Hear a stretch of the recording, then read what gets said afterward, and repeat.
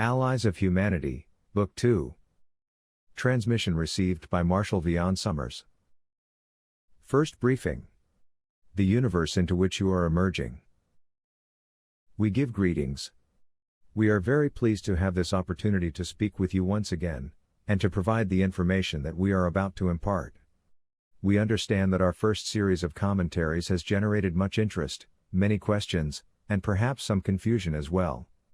We hope in this second volume, then, to provide more insight, to address some of these questions, if they can be answered, and to provide for you a window into the greater universe in which you live, so that you may see beyond the confines of your own world, into the reality of life in the greater community.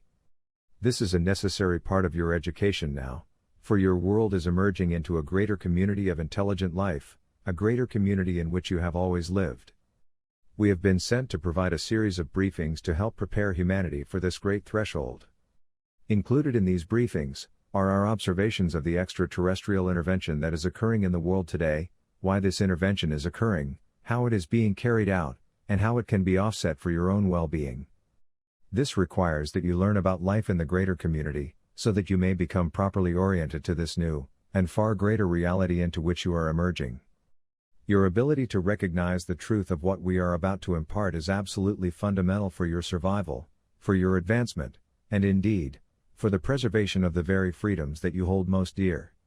For the greater community into which you are emerging is perhaps far different from what you may have thought before. We have been sent to represent the allies of humanity. We are their representatives. We are not in your world, but have been observing your world from a hidden location nearby. We have not come to establish ourselves here, to build relations with the human family, or to establish an economic or political liaison with your governments. We have come instead with a very simple mission. Our mission is to observe the extraterrestrial intervention that is occurring in your world today, and given the opportunity to do so, provide the perspective that you will need to understand, and to offset this intervention, and to prepare for the realities of life in the universe. Our first series of briefings provided a general view of the intervention, how it is being carried out, and what people must come to understand in order to avoid its influence, and its persuasion, and to recognize its reality. And yet there are more things that you must learn regarding this in order to gain the eyes to see, and to understand these things for yourself. Though this may all seem strange and new to you, it is but another demonstration of nature that you understand and comprehend within your own realm. Nearly everything we are about to impart to you, and that we have imparted already, can be understood from your experience of nature. That is why the extraterrestrial intervention is not a mystery. It is a demonstration of nature. Its difficulty, however, is that it casts you in a different role than you are used to. For you are used to being preeminent in your own world. You are used to feeling that you have the great evolutionary advantage within your own realm. But within the greater community, you do not have this preeminence, or this advantage. Therefore, you must gain greater skill, and a greater cooperation amongst yourselves. This is both a great difficulty, and a great opportunity for your race, for it is perhaps only the overshadowing of the greater community, and the difficulties that it will confront you with that will enable humanity to unite, and to find its common ground. Whether this can be accomplished remains to be seen. But the challenge is upon you, and that challenge confronts the life, and the future of every person living in the world today. At one moment, this may seem strange and incomprehensible, and yet in the next moment, you can understand that this is nature being carried out. You possess an environment, and resources that are valued by others who seek to use, and to have these things for themselves. It is your environment that they want. It is your help that they need. They do not seek to destroy you, but to have you become part of their collective in service to them. This must be said many times in many different ways, so that you can gain a very clear understanding. As we have said, this is not a mystery. It is but a presentation of your life in the greater community. It is the reality of nature, which you yourself can understand. Yet you are in a different position now, and this requires strength, discernment, and human cooperation, and a certain kind of sobriety regarding your understanding of the nature of life in the universe. In this, our second set of briefings, we wish to give you a greater understanding, and a greater vision of what life is really like in the universe around you. It is not merely a matter of perspective. Our range of experience in these matters is very great amongst us. We have our own unique perspectives, but there are certain realities that are obvious to us, for we are in a position to see them and recognize them. We have lived through the opportunities and the difficulties of these realities. All things that you have yet to experience for yourselves. And yet your allies abroad wish to save you from the great risks that you now face, the risks of emerging into the greater community. They wish to show you your need to preserve your freedom and your integrity as a race, as you undergo this difficult and prolonged transition. This is the greatest challenge that any race in the universe will ever face, and its consequences will be lasting and far-reaching. And yet, there are great forces for good in the universe, forces that work on behalf of individual freedom and the integrity of all life. Forces that seek to nurture and to keep alive the greater spiritual knowledge that resides as a potential within all sentient beings. Your allies represent but a small expression of this greater force. For wherever there is life, there is the integrity of this spiritual knowledge. It is not merely information, it is a living presence. We wish to demonstrate the reality and the meaning of this knowledge, and why it is so very fundamental to your success in healing the wounds of your world, and in meeting the one great challenge that can unite and uplift humanity. The universe is full of life. But the universe is immense. And intelligent life living in the physical manifestation is scattered about a great and vast arena. It is concentrated in some places more than others. In some ways, this resembles the maps of your countries, where there are large areas where many human people are congregated, and there are areas where very few people live at all. Between these areas of great congregation in the universe, there are trade routes, great roads that are heavily traveled. In sparsely populated areas, there are very few routes, many of which are rarely if ever traveled. We want to give you this analogy of the dispersal of intelligent life in this galaxy. We have never ventured beyond the galaxy, so we cannot speak of the other possibilities. Yet within this galaxy alone, there is such a diversity of life. We ourselves have only seen a very, very small part of it, for the galaxy is very great. Your world exists in an area of congregation, an area that has many inhabited worlds. You do not see this within your own solar system, but beyond your solar system, this is most certainly true. You do not live in a sparsely populated part of the universe. You do not live in a region that is uncharted and unknown to others. This gives you certain disadvantages, because your world is being scrutinized by many powerful forces. They are seeking an intervention now, because humanity has reached a point in its development where it has built an infrastructure that other races believe they can use for themselves. This is why the intervention did not happen at an earlier time. It was allowed for humanity to discover the resources, and build the infrastructure first. In other words, you did the work for those who believe that you will serve them in the future. Therefore, you do not live in a distant and remote part of the galaxy. This, you must understand. Travel in space occurs along certain routes or avenues, just like in your world. Certain roads are heavily traveled, others are rarely traveled. Your world exists in an area of considerable travel, which means there are many races using these routes for commerce and trade. Within this region, there are several emerging races such as your own, all being carefully watched by others. As we have said in our previous discourses, the greater community into which you are emerging is a competitive environment on a scale you can hardly imagine.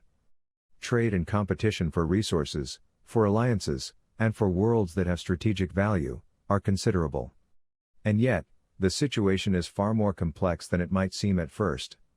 Conquest of other lands is not tolerated in well-inhabited areas. Because of the competitive environment, there are restraints. Rules have been established over a long period of time regarding how trade will be conducted, and what rules and guidelines will be followed. The violation of these rules brings retribution from one's adversaries and competitors, and so there is a system of checks and balances. This system is generally obeyed, but as is so often the case, exceptions are sought in many different ways. It is important for you to know that it is not allowed for your world to be invaded, militarily speaking. The forces that are intervening in your world are not strong military forces.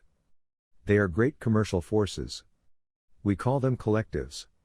And you will have an opportunity in this second set of discourses to learn more about their nature and structure. In order for economic powers to gain access to your world, and to gain control of your world, they must use more subtle means. Means of persuasion, means of inducement. They must make it appear that you want them to be here, to welcome them, to want what they have to offer, to seek their assistance, and their initial offerings. They want you to believe that you need them, and that without them, you cannot succeed. In this way, they satisfy the restraints that are placed upon them. In this way, they can gain control of your world according to the rules that have been established. The persuasion and the inducement that will be placed upon your world are very powerful and very compelling. Many people, by their own inclinations and by the weakness of their own position in life, will be very attracted to this persuasion. And yet, it is but a deception. It is a seduction. Then seemingly with humanity's general approval, the intervention can begin, and can be fulfilled without violating any restrictions that prevent invasion, conquest, and so forth. If your world existed in a very remote or uncharted area, an area where these kinds of rules of trade and conduct had not been established, then military conquest would be attempted, for there would be nothing to prevent it from happening. But those who seek to take advantage of this world do not engage in military conquest. They do not need to. It is not their emphasis. It is not their purpose. They are not organized to do this. They rely upon your weakness, as you must learn to rely upon your strength. They rely upon your lack of confidence in the human spirit, as you must learn to rely upon this spirit within yourselves. Their presence here holds great dangers for humanity, and great opportunities if humanity can respond responsibly and wisely. Therefore, it is our desire and our intention to help you in this preparation, by giving you a perspective, and an orientation to the reality that you are now facing, and that you will face continuously from this time forward. For there is no returning to your former isolated state. Now you must learn to value and to protect your freedom, to consolidate your freedom, and to build your freedom in an environment where that freedom will be under constant challenge. Only a world that is strong, and united, and wise in its dealings with the greater community can maintain its autonomy, and remain free in the universe. This is true of all free worlds, whether they exist in areas of congregation, or whether they exist in remote areas that are rarely visited. This is nature. Because other worlds have created greater levels of technology, does not change the realities of life. It only makes the interactions between worlds more complicated, and often more difficult to discern. It is easier to recognize a military confrontation than it is to recognize the hidden intent of those who come seeming to bear gifts and answers, and the marvels of technology. Humanity is divided amongst its nations and its cultures. And that is why you are so vulnerable. Your dispositions and your religious beliefs cannot prepare you adequately for what faces you now. In the greater community, there are many races who have achieved very high levels of maturity in their spiritual understanding, and have achieved a state of freedom that humanity has not yet come even close to achieving. Unlike those who are visiting you, these societies do not involve themselves in interplanetary trade to a very great degree, if at all. They are not involved in exploration. They are not resource explorers. They do not seek to gain alliances for political and economic advantage, except in certain situations for their own defense. They do not exploit other worlds. They do not seek to seduce young races who are emerging into the greater community. They do not engage in war. They are not part of collectives. Your allies, whom we represent, demonstrate this establishment, the establishment of free races. This freedom is very difficult to achieve and to maintain in the universe. To function successfully in the greater community, you must be self-sufficient. You must be united. And you must be very discreet. Do you see these qualities demonstrated in the human family at this time? Are they demonstrated within you, and in your relationships? We are imparting to you a greater wisdom, a wisdom that has been difficult for us to achieve, that we have achieved at great cost. Our ability to be here to assist humanity is a demonstration of this achievement. For unlike those intervening in your world at this time, we seek only to observe, and to advise. Once our transmissions are complete, we will have to withdraw for our own safety. For we are here without any official permission from trading authorities, overseeing organizations, anything like this. If those who are intervening in your world were to discover us, we would surely perish. With the presentation of our first set of briefings, our own safety now is imperiled. Those races who are intervening in your world have already begun a search of your solar system for us. Therefore, we must impart this information, and then withdraw to a point far beyond your world, to a place where we can no longer observe the intervention directly. That is why we must give this information to you now. That is why you must seek to learn it, and to use it to the very best of your ability. For once we depart, there can be no further direct assistance to you. That is why we give these briefings the greatest importance. That is why you must receive them, and recognize them to be such. We will provide to you what you need to know regarding the nature of the collectives, how they function, why they are here, and what they are doing in the world. We will give you an overview of the realities of intelligent life in the universe, and how interactions actually do occur. We shall give you a perspective on the strategic importance of your world, and where it stands in relation to other inhabited worlds in your proximity. We shall also speak of the greater spiritual powers that exist in the universe, and within the human family. Your isolation is now over. You will never have it again in the ways that you have known it previously. Therefore, listen carefully to all the things we are about to tell you. Second briefing. Why the intervention is occurring. You may well ask at the outset, why is our world being visited? Why is there an intervention? There are several answers to these fundamental questions, some of which are obvious, and some are not. Obviously, you live in a beautiful world with great biological diversity. It is a world that has not been destroyed through exploitation, though it is in danger of being so. It is a world that contains immense biological resources, life-giving resources, resources that are rare and difficult to find in a greater community of barren worlds. You, of course, do not yet realize the value of your own world. Having never lived abroad, you cannot yet appreciate the marvel of the world that you live in, and why it is so valuable to others. But consider this. You live in a world with a remarkably temperate environment, and tremendous biological beauty and diversity. You live in a world that has enormous water resources.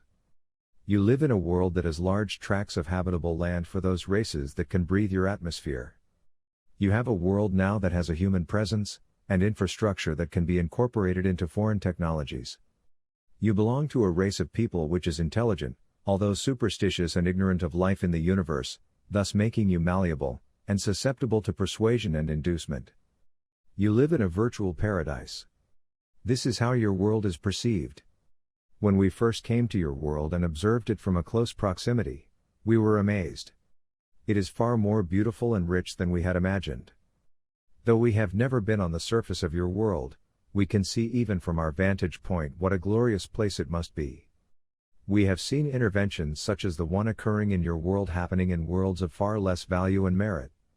So, certainly your world is like a prize. The question is whether you will defend it, protect it and maintain it. If you do not, others will surely take it from you.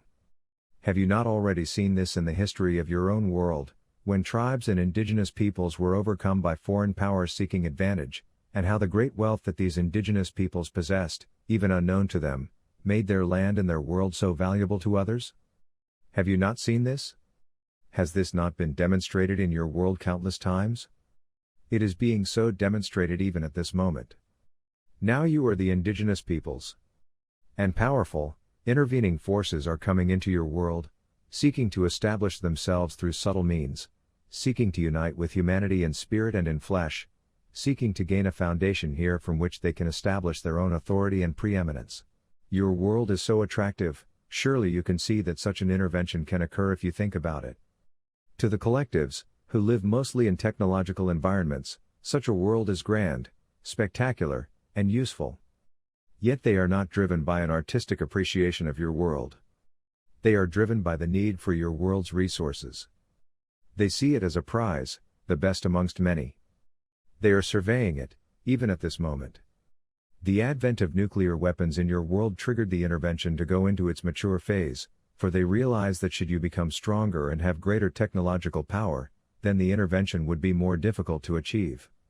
They would have you believe that they are intervening to save you from your own self-destruction, but really they are seeking to intervene before the situation becomes too difficult. You have become powerful, but not yet powerful enough.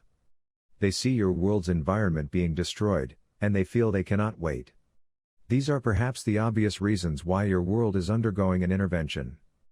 But what about the reasons that are not so obvious? Let us speak of these now.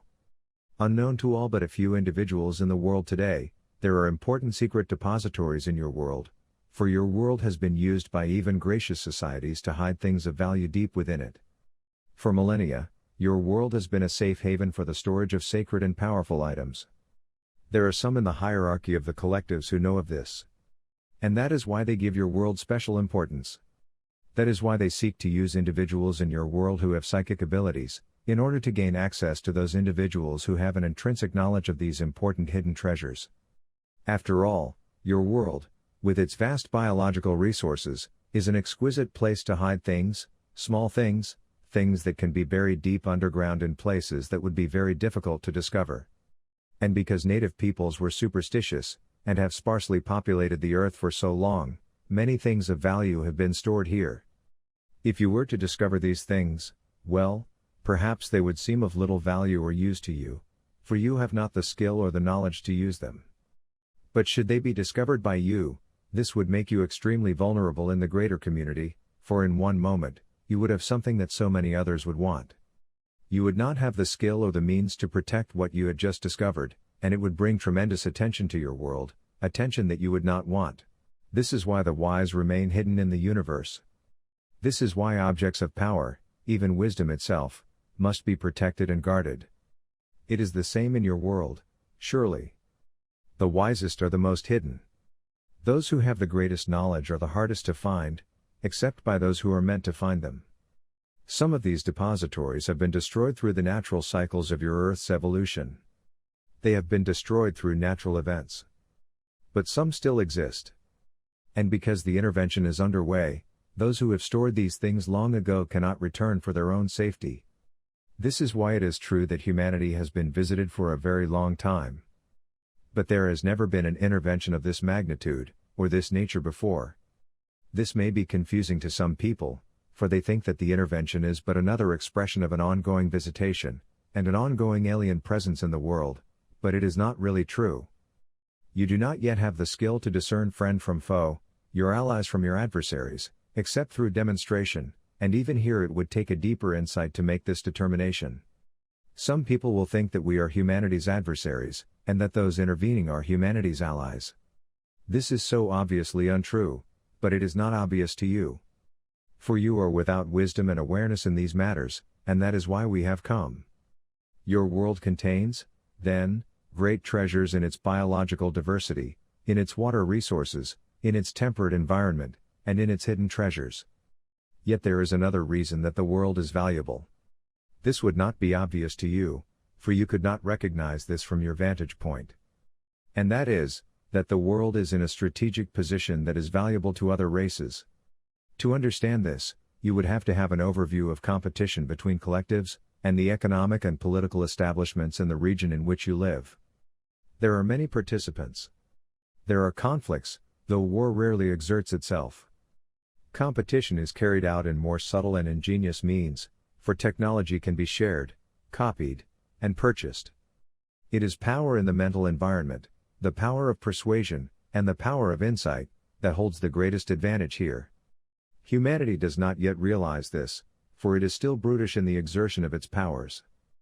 But your education about the greater community must begin at some time. And surely this is the time. Your world's strategic position adds to its importance.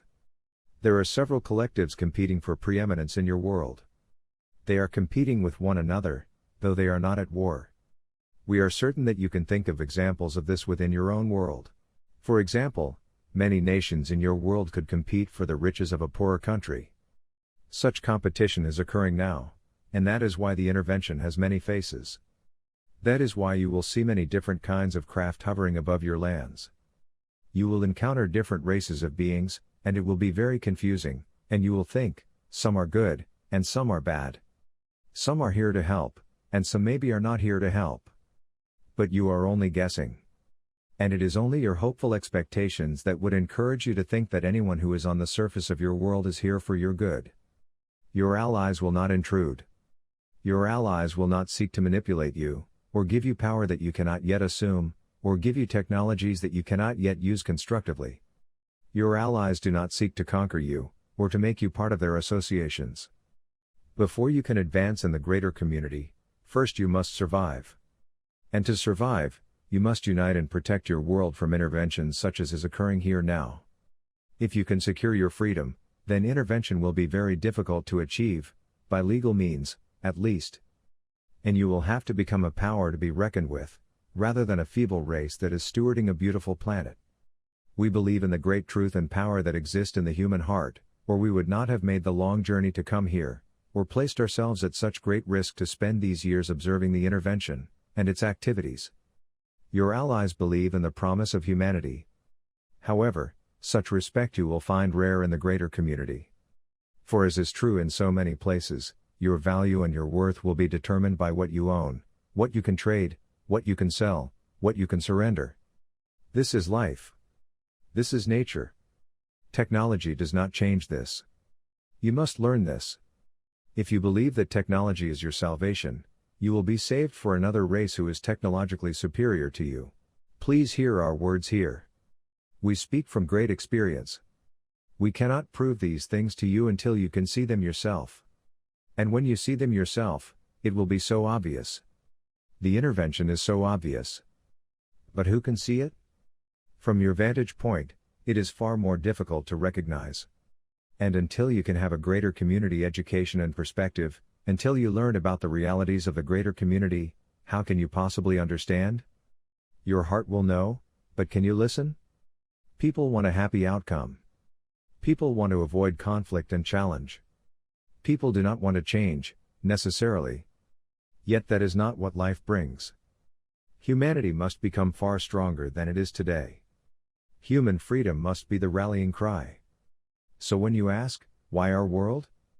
You must recognize these things that we have mentioned. What is obvious, you will be able to see. What is not obvious, you will not be able to see, but you can still understand. You may choose, of course, to distrust our words. You may believe that it is impossible that we could communicate to you in this way. You may doubt the whole process by which we communicate. You may cast away our counsel. We understand.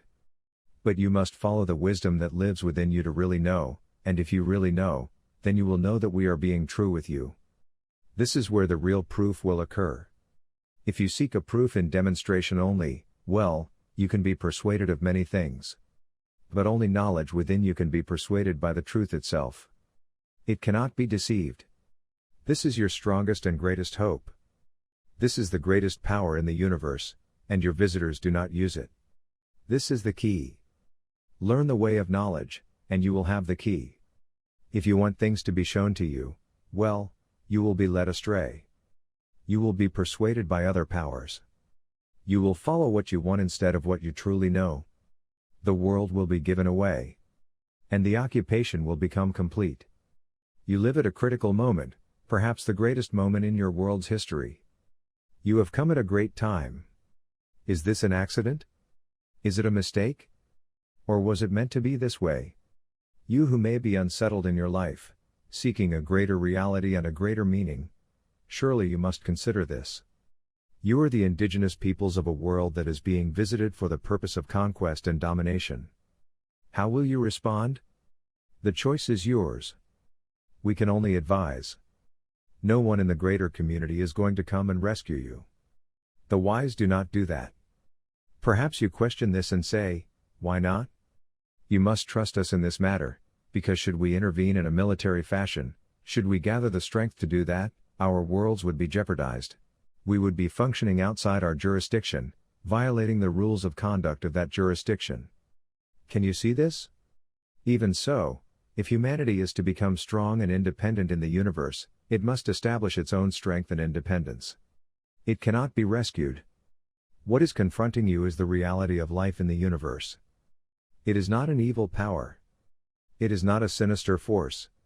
It is just the strong taking advantage of the weak, if it can. That is nature. That is life. Until you reach a greater spiritual understanding, an understanding of knowledge, then that is the life that is real. Knowledge is as rare in the universe as it is within your own world. Many people place all their hope on being saved by a greater race. How will they know their allies from their adversaries? They are but ripe for the intervention.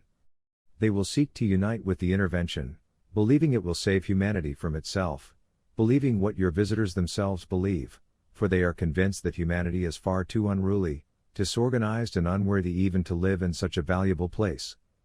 You cannot have a fanciful, romantic view of life in the universe if you are to understand it, and prepare for it accordingly. You must have wisdom and sobriety. You must be without self-deception in this matter.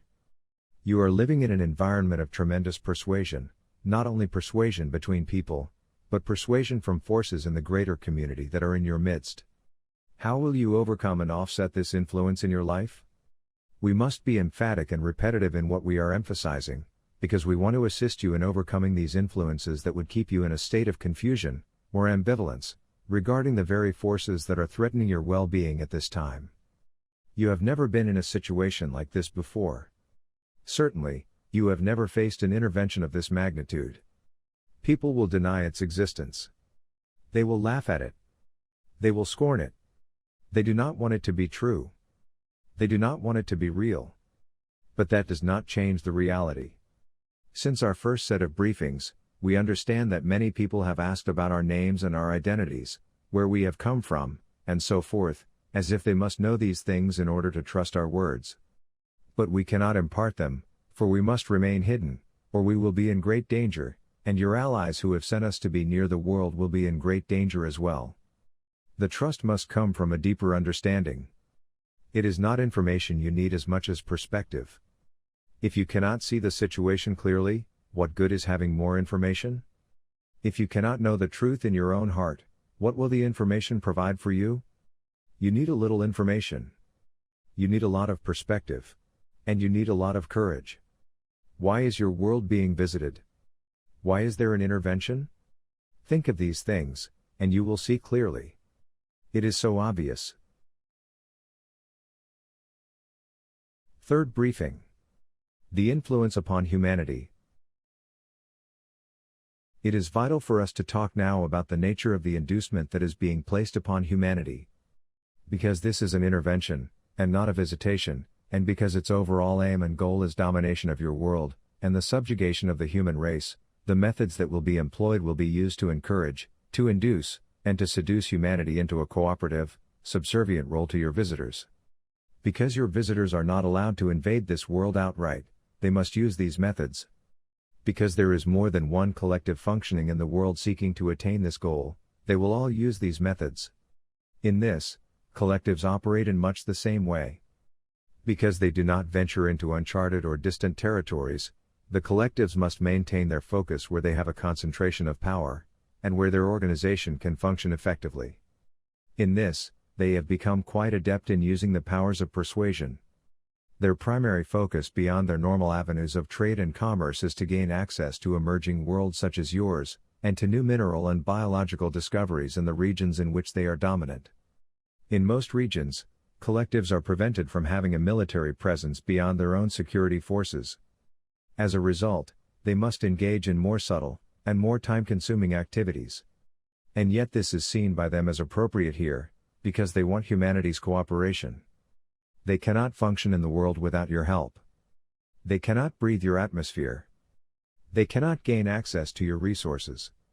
They cannot live upon the surface of your world effectively, and so in order to take full advantage of the resources of your world, and the strategic position of your world, they must have human assistance.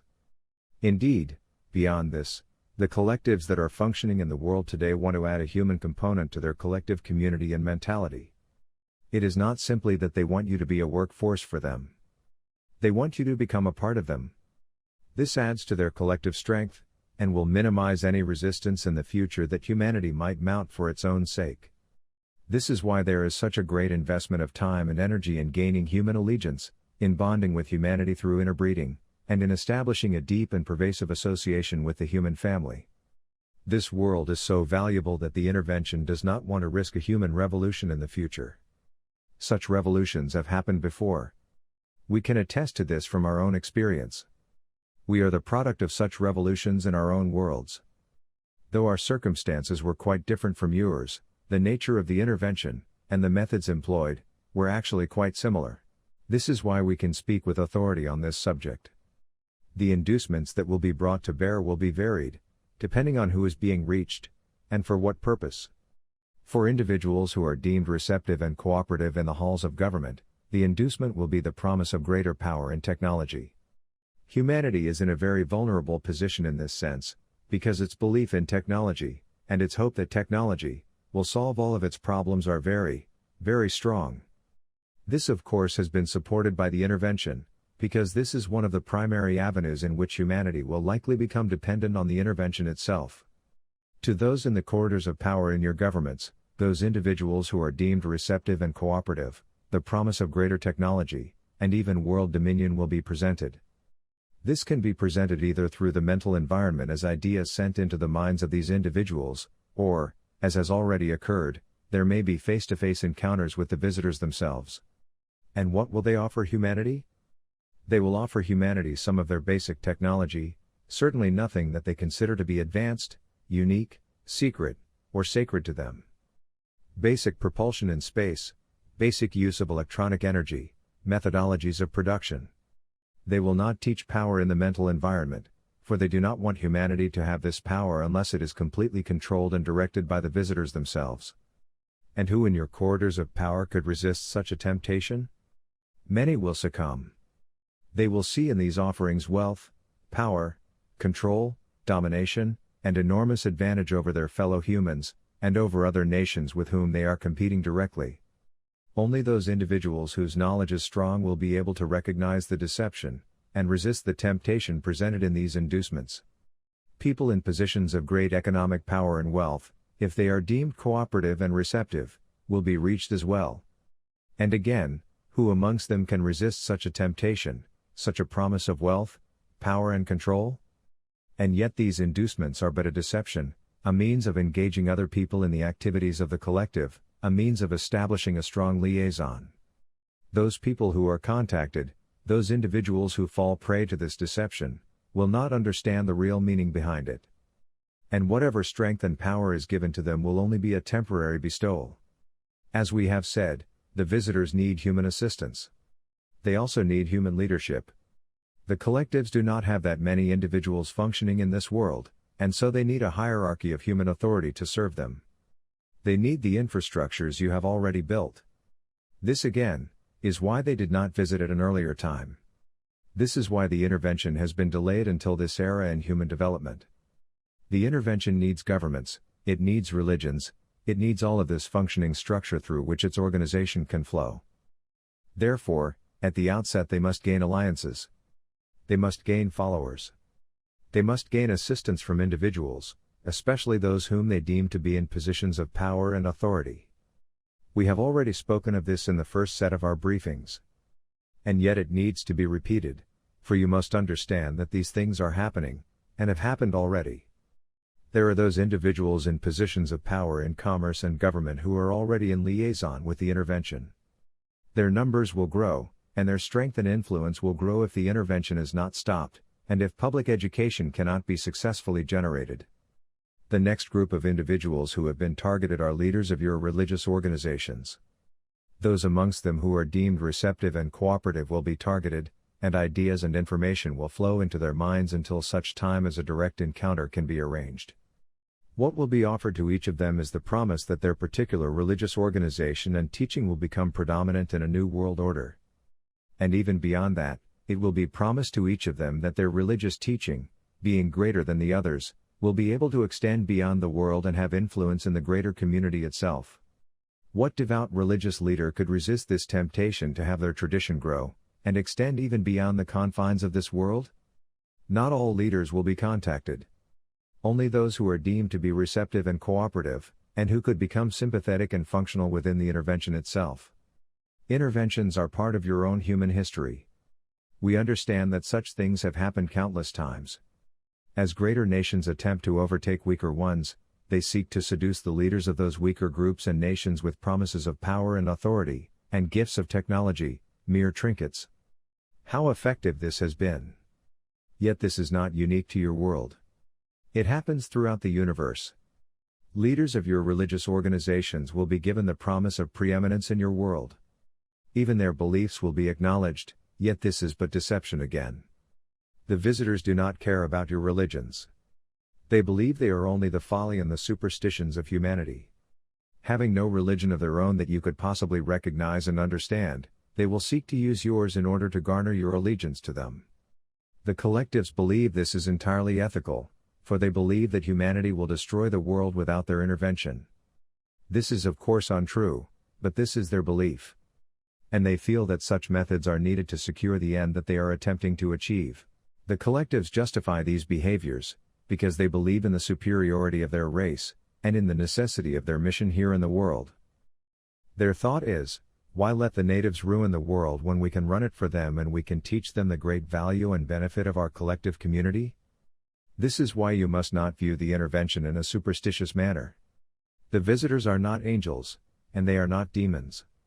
They are driven by the same needs that drive humanity, and they will employ many of the same techniques that humanity has attempted to employ, though on a far lesser scale, in order to achieve their goals.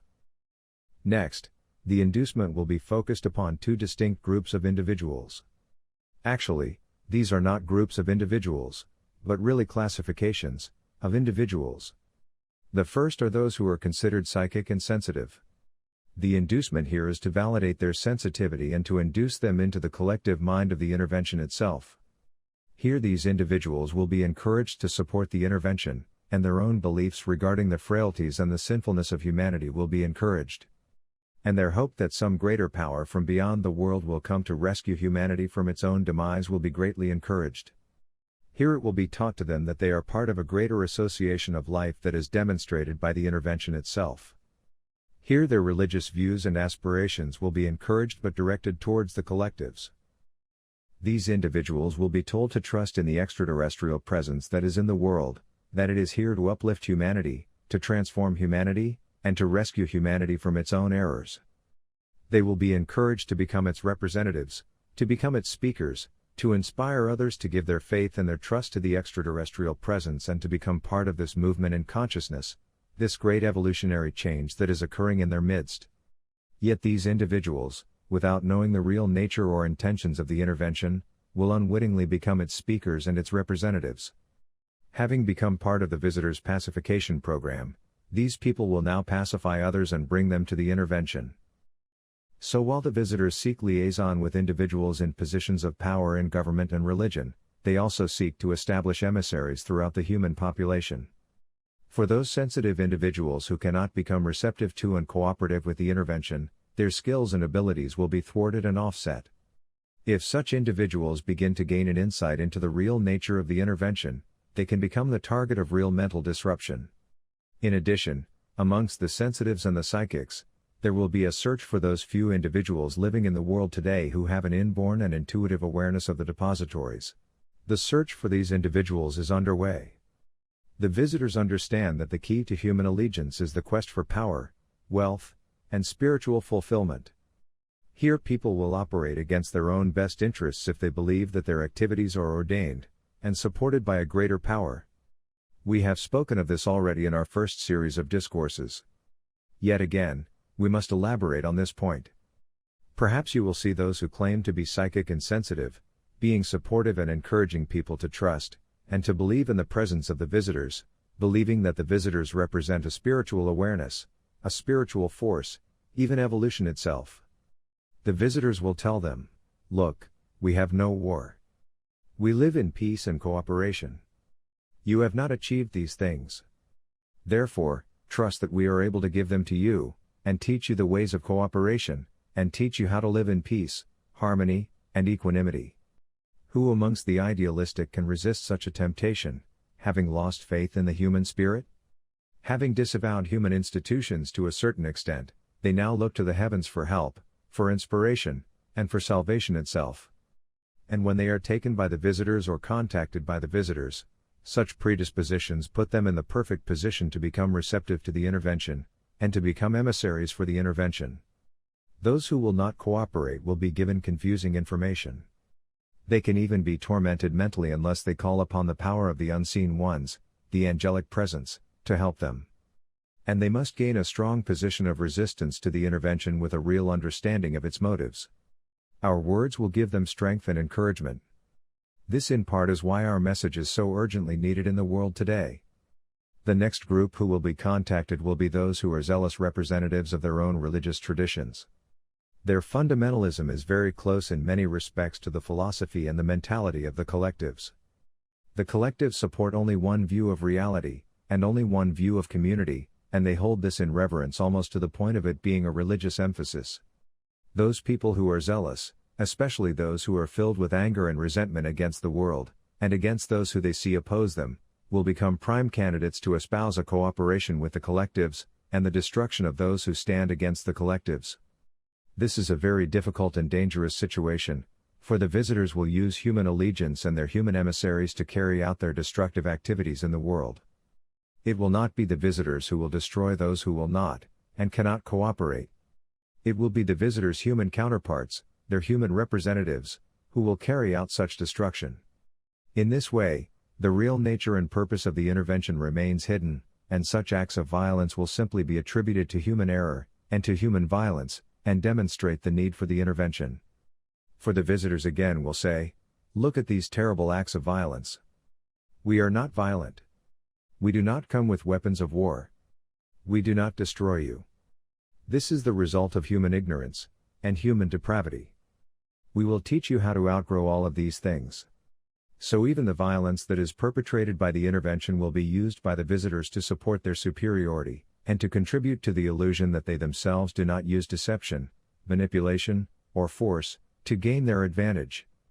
Clearly, there are individuals in your world who are very zealous in representing their religious beliefs and aspirations.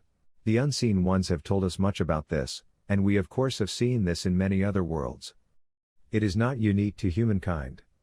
Yet it is a form of blind passion, and blind passion fueled by anger and hostility becomes a consuming force for the individual, a force which can be highly manipulated, and is vulnerable to usurpation by the intervention itself. Such zealous people will rally a movement of strict adherence, and will draw out those who oppose such a strict adherence. Violence will be wrought upon the unbelievers, and they shall be cast aside.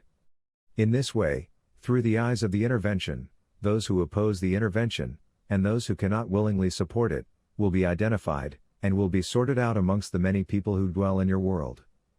And the sifting will happen at the level of human interaction. In this way, the visitors will recognize their true adversaries, and their potential adversaries.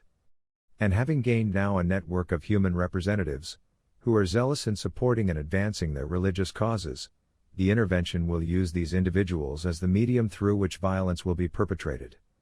All the while, the visitors will remain seemingly above and beyond such activity and behavior. You may stop at this point and wonder, well, how can such things occur? This seems so extreme.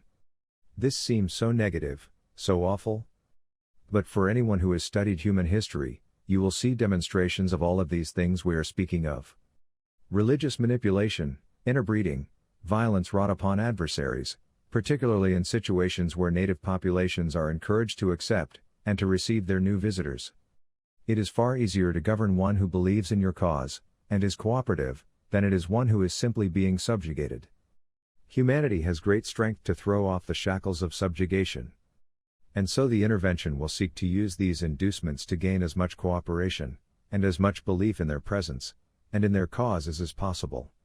They will employ individuals in positions of power, those who have great sensitivities, and psychic abilities, and those who are zealous representatives of their religious traditions, to foster and generate such cooperation.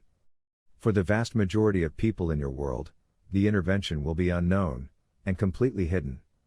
Yet for those who become aware of it, either because they have been taken, or because they have witnessed evidence of the intervention in your world, these individuals will either be encouraged to believe and to support the intervention, or they will be cast aside and tormented by it. Already, there are individuals in your world, we understand, who have been cast aside, and who are tormented, who have seen, and felt, and recognized things that they cannot incorporate into their understanding.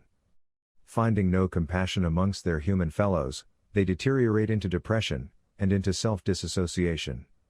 Here, the visitors attempt to either bond you to them, or try to switch you off. Only one who is strong with knowledge will be able to resist the inducement, and to find insulation and freedom from torment. That is why learning the way of knowledge must be encouraged. Here you must learn to counteract your own tendencies, to want to see a good outcome, and take a hopeful position, which makes you vulnerable to persuasion and manipulation. You must see with clear eyes, sober eyes, without hope and fear, but with a clarity of knowledge within you. If you can gain this awareness, all that we are telling you, and all that we are reminding you of, will become so evident to you. You do not need to be living in space to see these things. You do not need to have traveled around the greater community to understand what is occurring in your world. But you do need assistance. You do need a larger perspective. You do need a greater understanding. You need the encouragement to see clearly, and not to give over your mind, your heart, or your world, to any force that promises you peace, power, freedom, or equanimity. For these things must be born of your own nature, and your own activities. They cannot be forced upon you or even given to you. You must achieve them, and build them yourselves. At this point, at the outset, you must become informed. And you must become sober and wise. You may doubt our words, yet you will not find such a reassurance anywhere else, for we are the only representatives of your allies. The other extraterrestrial forces who are actually involved in your world, though they may try to present themselves as the allies and the saviors of humanity, are only here to gain your allegiance, and to take control of your world. You have no friends amongst them. The situation is very clear, but very difficult, very challenging. It is not ambiguous. Though you have many questions about life in the greater community, and the reality of the intervention itself, many questions that even we cannot answer successfully, you can still see clearly what is happening, and mount the necessary effort to resist it. You have the individual and collective power to do this. Though the visitors have a superior technology, the success of their entire mission rests upon their ability to persuade, and to encourage human allegiance. You have the power to resist this. You have the power to see through the deception. It is not technology that you need now, but awareness, discernment, and inner conviction. The situation is very clear, if you can see it, and once you see it, you will have no doubt as to what is occurring, and you will look about, and you will see with great concern how others are mindlessly going along, or even encouraging the very thing that will take from humanity its own freedom, and self-determination. As we have said, this whole phenomenon is not some mystical or complex situation that is beyond human understanding. It is nature being acted out subtly, with great skill. It is a greater power trying to take advantage of a weaker one. Such an activity will either succeed or fail, depending upon the strength and the determination of the weaker force. The collectives are prevented from simply taking over your world. Their competitors will not allow it, and the ruling organizations that govern commerce and trade in this region in which your world resides, will not permit it. A collective will function according to the rules, but beyond those rules, it will use any means it can to secure its goals, and to fulfill its mission. Great inducement is being placed upon the world. It has many avenues of expression and emphasis. Yet, it is all aimed at one goal: to move humanity to a position of trust, allegiance, and subservience, to the intervention itself. This completely conceals the real nature of the occupation that is being attempted in your world. This occupation will become easily recognized once it is fully established, yet by then, it will be too late for you to offset its influences without great struggle and sacrifice. Therefore, we urge you, and strongly encourage you to place this phenomenon at the forefront of your awareness and attention. You have time to stop the intervention. It can be stopped. You have the power, and the collective strength to do this. It is not technology that is your disadvantage. It is ignorance. It is greed. It is hostility. It is naivete. These are the things that will undermine humanity's strength. It is these things that will enable the world to be overtaken without war, and without violence being carried out on a large scale. But it is the power of knowledge within you that will make all the difference in preventing this, once you gain the eyes to see, and can understand the situation clearly. Fourth briefing. The collectives. Societies exist in the greater community at every conceivable level of social and spiritual development. This ranges from pre-agricultural societies all the way up to empires, collectives, and other kinds of organizations established between worlds, for mutual defense and trade. At every level of this evolution, there are countless expressions. Yet, as we have said, There are vast regions of the galaxy that are unexplored and sparsely populated, where many societies live in secret. And there are many cultures that have never even been discovered. In our previous discourse, we gave the analogy of the galaxy being linked together with a series of routes, like a roadmap in your world. There are major avenues of travel, there are secondary avenues of travel, and there are areas where no roads exist at all. The impressions that we would like to give you regarding the greater community are most relevant to your position in space and are most descriptive of the environments that are in close proximity to your world. Yet your range of vision is still extremely limited, and you cannot see beyond the closest planets even in your solar system. Your attempts at radio communication are futile, because no one uses this kind of technology for interplanetary communication. Travel in the universe is greatly accelerated by your standards, but is still very slow, given the enormity of the physical landscape. Large empires and collectives can only extend themselves where they have established an infrastructure nearby. Managing distant outposts is very difficult logistically and has other hazards regarding the intervention of other races, as well as problems with regional jurisdictions and disputes. For this reason, in sparsely populated areas of the galaxy, the collectives will not be found. Even large empires may rarely send resource explorers to these regions, for they are far too distant, and even if discoveries could be made, the logistical problems in sending supplies and gaining access to these resources are formidable. To complicate the matter further, in more populated areas in the galaxy, there are regional rules of conduct. So nations are not that free to move anywhere they want to go in their explorations. Of course, we cannot expect the human family to understand this. Your current perspective is that the universe is really there to be explored, and to be taken for your own advantage. But, alas, you are not the first ones to arrive there. And there are many civilizations and empires that are far older than anything that humanity has established so far on Earth. Wars, and great conflicts do occur in the universe, but they are relatively rare.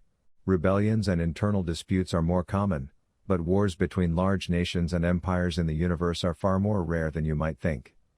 We cannot speak for other galaxies, for we have never ventured there. But from what we know of this galaxy, and of our own travels, we know these things to be quite true. Humanity is still discovering many secrets about technology, and so this is where it places its hope and its promise. However, amongst more advanced nations, power of influence in the mental environment is the far greater arena of influence. For as we have said, technology can be purchased and copied.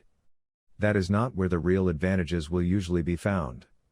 However, resources are valuable, and therefore, the destruction of natural environments is generally looked on with disfavor.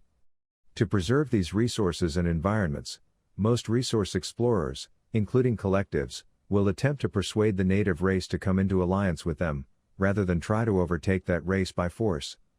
This strategy is also understood by many advanced civilizations, who have learned through much trial and error, and through many difficult periods in the history of their worlds. As societies become more technologically advanced, the need for resources is greater, and the preservation of natural resources becomes a greater emphasis. In many cases, home worlds have outstripped their own planet's resources, even to the point where these worlds have become barren and unproductive. This gives evidence as to why your world is viewed with such great interest amongst those few races, relatively speaking, who are aware of you. Biologically rich in resources, strategically important, and accessible to many of the collectives who live in this part of the galaxy, it is a true prize. Your proximity to areas that are fairly well inhabited holds both a disadvantage and an advantage for you. The disadvantage, of course, is that your world will be recognized, and is within reach of collectives, which are but one form of social structure in the universe. The advantage for you, however, is that your world cannot be conquered, for you live in a region that is governed by rules of conduct. If your world existed in a very remote part of the galaxy, where such rules of conduct were not established, then your world could be taken by force. It could be taken by resource explorers, by pirates, by large nation-states, by anyone who could gain access to it and maintain control and authority. So the fact that you live in a more, shall we say, civilized part of the universe, does give you some degree of protection. In this region, where we also dwell, it is illegal for a new world such as yours to be invaded without the permission of the indigenous race. This means that your world cannot become a part of a larger association, unless humanity demonstrates visibly that it agrees to this and that it welcomes intervention. Because the greater community, especially the area in which you live, is a very competitive environment, and because there are many collectives dwelling here, they tend to hold each other in check, and will take legal action against one another if necessary, should the basic rules of conduct be violated.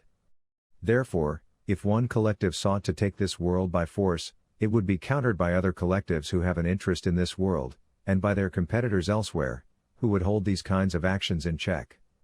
We cannot expect you to be aware of the details of such a complex situation, but it is important for you to know that the universe around you is not empty and devoid of life. It is important for you to know that the universe near your shores is not primitive and unregulated. This will help you understand how the collectives that are intervening in your world function, and how they can be counteracted. This gives you certain advantages, which you must learn to recognize and to employ on your own behalf. There are other parts of the universe where great empires exist, and they set their own rules, having few competitors within their regions. And there are many other areas where many nations have joined together in associations, either economic, political or military, or all three, for their mutual trade and defense. These are quite common in areas that are well inhabited in the universe. The region in which you live, which encompasses, by your reckoning, a very vast area, contains approximately 5,000 stars. We call this a region because that is how it is delineated. This is a very small part of the galaxy, as you can imagine, but quite large in terms of your interests and needs. In this region, there are important rules of conduct.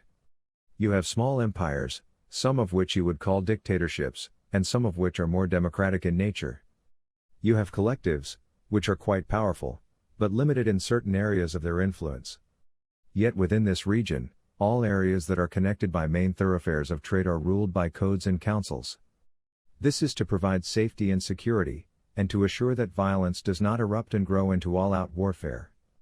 Disputes occur frequently and are handled either through negotiations or through legal procedures.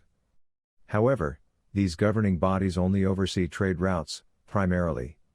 And they are supported by organizations of states that belong to them for their own mutual benefit and security. Some of these organizations are stronger than others. Yet where you have larger competing powers, the rules of conduct are taken quite seriously and are enforced quite seriously. In the region in which your world exists, collectives are not allowed to have armies or military forces.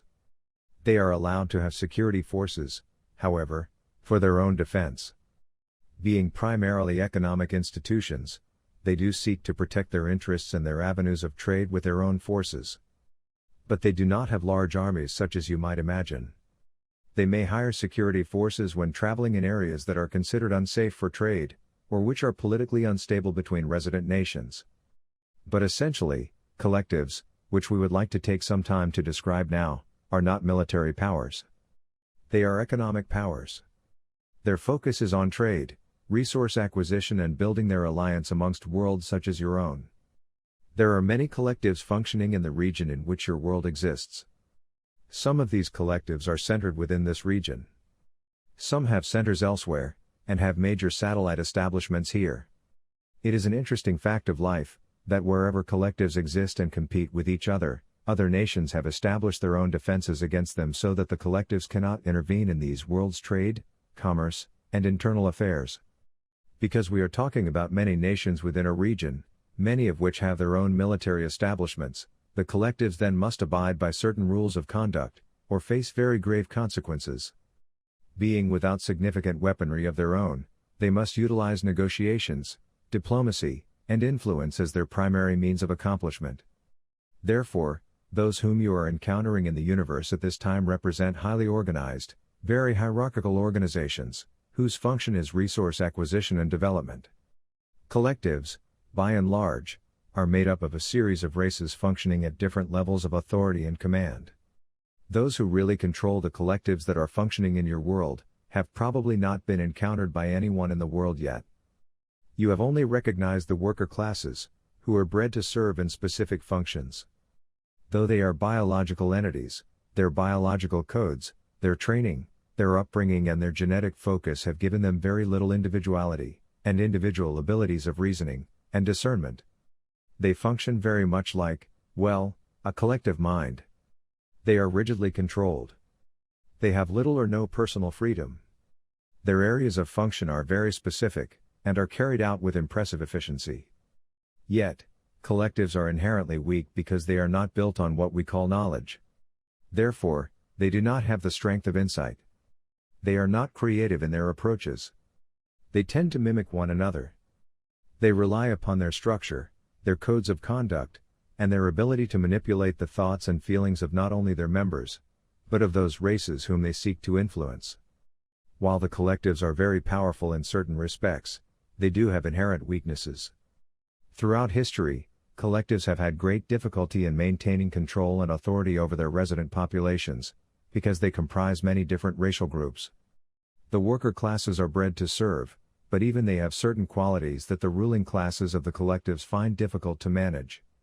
Revolts have occurred, and collectives have suffered great losses as a result. They are most certainly imperfect, but more fundamentally, they are not governed by knowledge, or the power of spirit.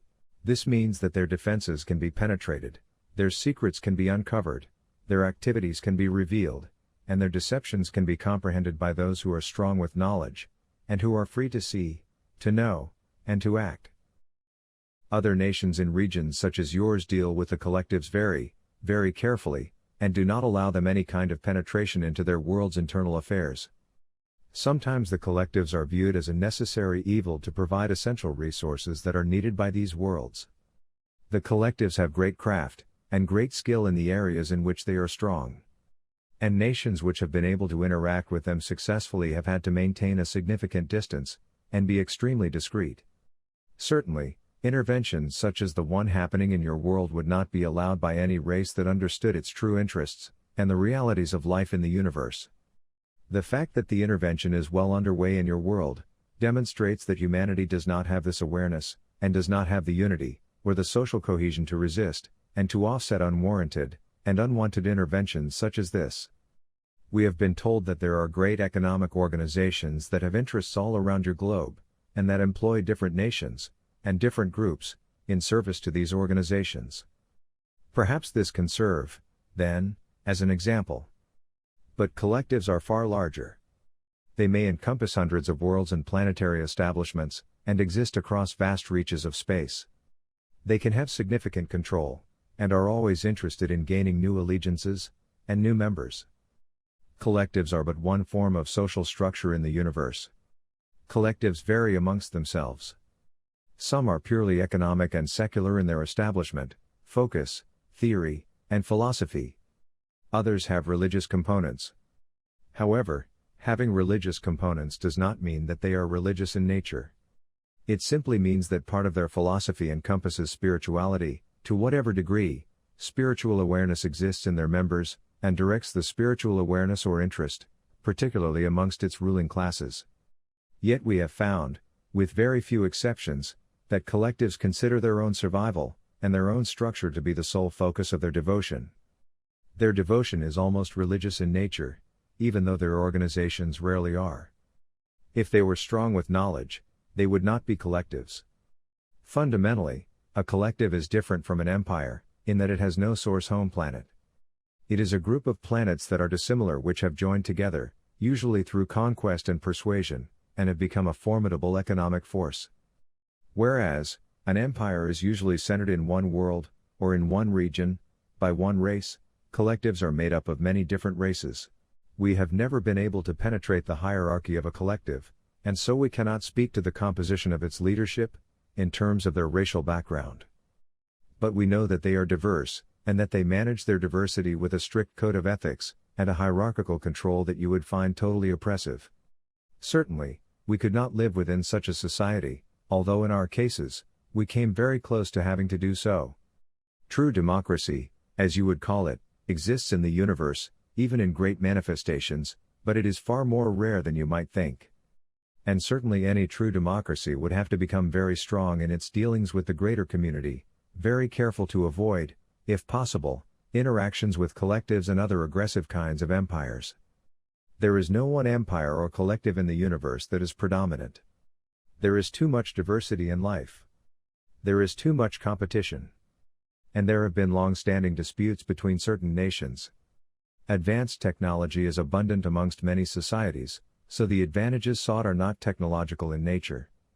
Though some nations are richer than others, defenses have become formidable in the universe against violent intrusion. Here again, the collectives have certain kinds of advantages in that they do not use force. They do not rely upon a military presence to achieve their goals. Our native worlds all exist, either within the region of your world or nearby. We have all had to deal with collectives. We have all had to deal with resource explorers from other nations. We have all had to learn to protect and secure our freedom, and to become as self-sufficient as possible, in many cases relying upon one another for essential resources for our survival and well-being. The more self-sufficient a world can become and the more that it can sustain this self-sufficiency, the stronger and the more independent it will be by nature in the universe. Often nations become dependent upon collectives, because they have exhausted their fundamental resources, and must now rely upon trade and commerce for the very basic things they need to live. This, of course, makes them extremely vulnerable to usurpation, and in many cases, they become parts of collectives themselves, or extremely dependent upon them. With the deterioration of your natural environment, and the rapid depletion of your essential resources, you are moving into a position of extreme vulnerability and powerlessness in the universe. This must become part of your understanding. There is little or no awareness of the realities of life, commerce, and manipulation in the universe amongst your people, even amongst your governments and leaders. We have learned a great deal from your transmissions, and we have learned much from the unseen ones. Your world, in many respects, has problems common to emerging and developing life throughout the universe. You have an inherent interest, then, in maintaining and sustaining your world's fundamental resources, and in regenerating these resources successfully. Without this, the collectives will have a great advantage in their inducements. Without this, even if you resisted the collectives, eventually you would need what they have to offer. Raw materials, energy, food production, advanced technology. All these things create a state of dependency, either to a collective, or to many other kinds of states, nations and organizations that are directly involved in trade and commerce. Clearly your world would be at a great disadvantage if you could not bargain successfully for the very things that you need. Eventually, you would have to accept whatever terms are presented to you. The outcome of this then becomes obvious. You are incorporated into other worlds' infrastructure, whether it be a collective, an empire, or an aggressive association of worlds, all of whom are always looking for new territory and new resources. The unseen ones have told us in response to our first set of discourses that many people feel helpless and hopeless in the face of encountering all of these things. We understand this. We have faced such thresholds ourselves, with very grave consequences because we did not prepare in time. However, as we have said, and must continue to emphasize, humanity does have the power and the skill to stop the intervention, and to prevent future interventions of this kind. You have inherent knowledge that lives within you. This is what we mean by spirituality. You have enough individual power, and enough technology to offset the kind of intervention that is occurring in your world at this time. You could drive the intervention out if you had the will to do it. But you must become educated about the greater community, and you must be very clear and sober about what you are dealing with at this time. That is why our counsel is so important, if you can receive it. Part of the inducement of the intervention is to discourage those who are aware of its real nature. In other words, for those individuals who become aware of the intervention, the focus of the visitors then will be to demoralize, and to discourage them, to make them feel weak, helpless and impotent in its face, to make them think that they are being visited by enormous powers with unlimited strength, and that they have absolutely no possibility of resisting the visitor's persuasion or offsetting the visitor's presence in the world. This is but part of the manipulation that is being perpetrated. For those who seem cooperative and receptive, the glorious benefits of collaborating with the visitors will be emphasized. For those who are doubtful about these things, or who cannot be persuaded, then discouragement and demoralization will be the primary influence. Here, then, it is necessary for you to understand that your own sense of weakness and helplessness is not merely a product of your lack of self-trust but is actually part of the manipulation that is being cast in your mental environment. We understand that the governments of your world encourage their populations to feel weak and dependent upon their government structure and authority. But we are talking about a greater and more pervasive kind of influence here. Humanity will succumb, either because it is persuaded to do so, or because it is discouraged from resisting. These are two forms of manipulation with a common goal. Therefore, you must not lose faith. You must learn about life in the greater community. You have strengths, and you have weaknesses. The collectives have strengths, and they have weaknesses. Your position in the universe has advantages and disadvantages. You also have allies who want to see human freedom protected, and who want to see humanity emerge into the greater community as a free, united, and protected world. We support this everywhere, for this is the true spiritual inclination. In the universe in which you live, there are formidable forces of opposition against this. However, there are powerful forces that keep freedom alive, and encourage it, and nurture it wherever that can be accomplished. Therefore, understand that if you feel weak, and helpless, and overwhelmed, part of this feeling comes from the intervention itself. Here you must gain great confidence in the inherent goodness of humanity, and recognize the real value of your freedom. You have never been challenged like this before. Your freedom has never been challenged as a race, as a people, as a world, like this before. Yet everyone in the world can at least value the possibility of freedom and whatever freedom they may have at this moment. It is all at risk now. This is where you find your common unity, and this is where you heal your conflicts, and your ancient animosities between one another. Here you settle your scores, because now they do not matter. What matters is the preservation of human freedom, and your preeminence in your own world. What matters now is the preservation of your world's resources for your own future survival and security. What matters now is that you recognize the intervention, and take the necessary steps to thwart it and to stop it. This must happen at every level of your societies. At the level of government, at the level of religion, and at the level of the will of the common people. There are great spiritual forces in the world we know who support this, and who encourage it. Yet, their influence, and their voices can be overshadowed by the effects of the intervention, and by the ignorance of people themselves. In our worlds, emissaries were sent to advise us of the impending danger that we faced, from the infiltration of foreign powers into our worlds. We were being seduced, as you are now. Being seduced to join in mutual benefits of trade and commerce. Those of us who were skeptical, and those of us who resisted such a persuasion were alienated from our societies, and were dissuaded, and discouraged, and demoralized to a point where we could not have the governing voice, where we could not represent the will of the people. If your people simply want little trinkets from the universe, new technological toys to play with, and you would give away your freedom and your autonomy for this, then certainly our words will not be enough. But the education must start somewhere. And it must reach those people who already have a sensitivity to the greater community. It must reach those people who value human freedom, and do not take it for granted. It must reach those people who have already been affected by the intervention, either directly or indirectly. It must begin somewhere.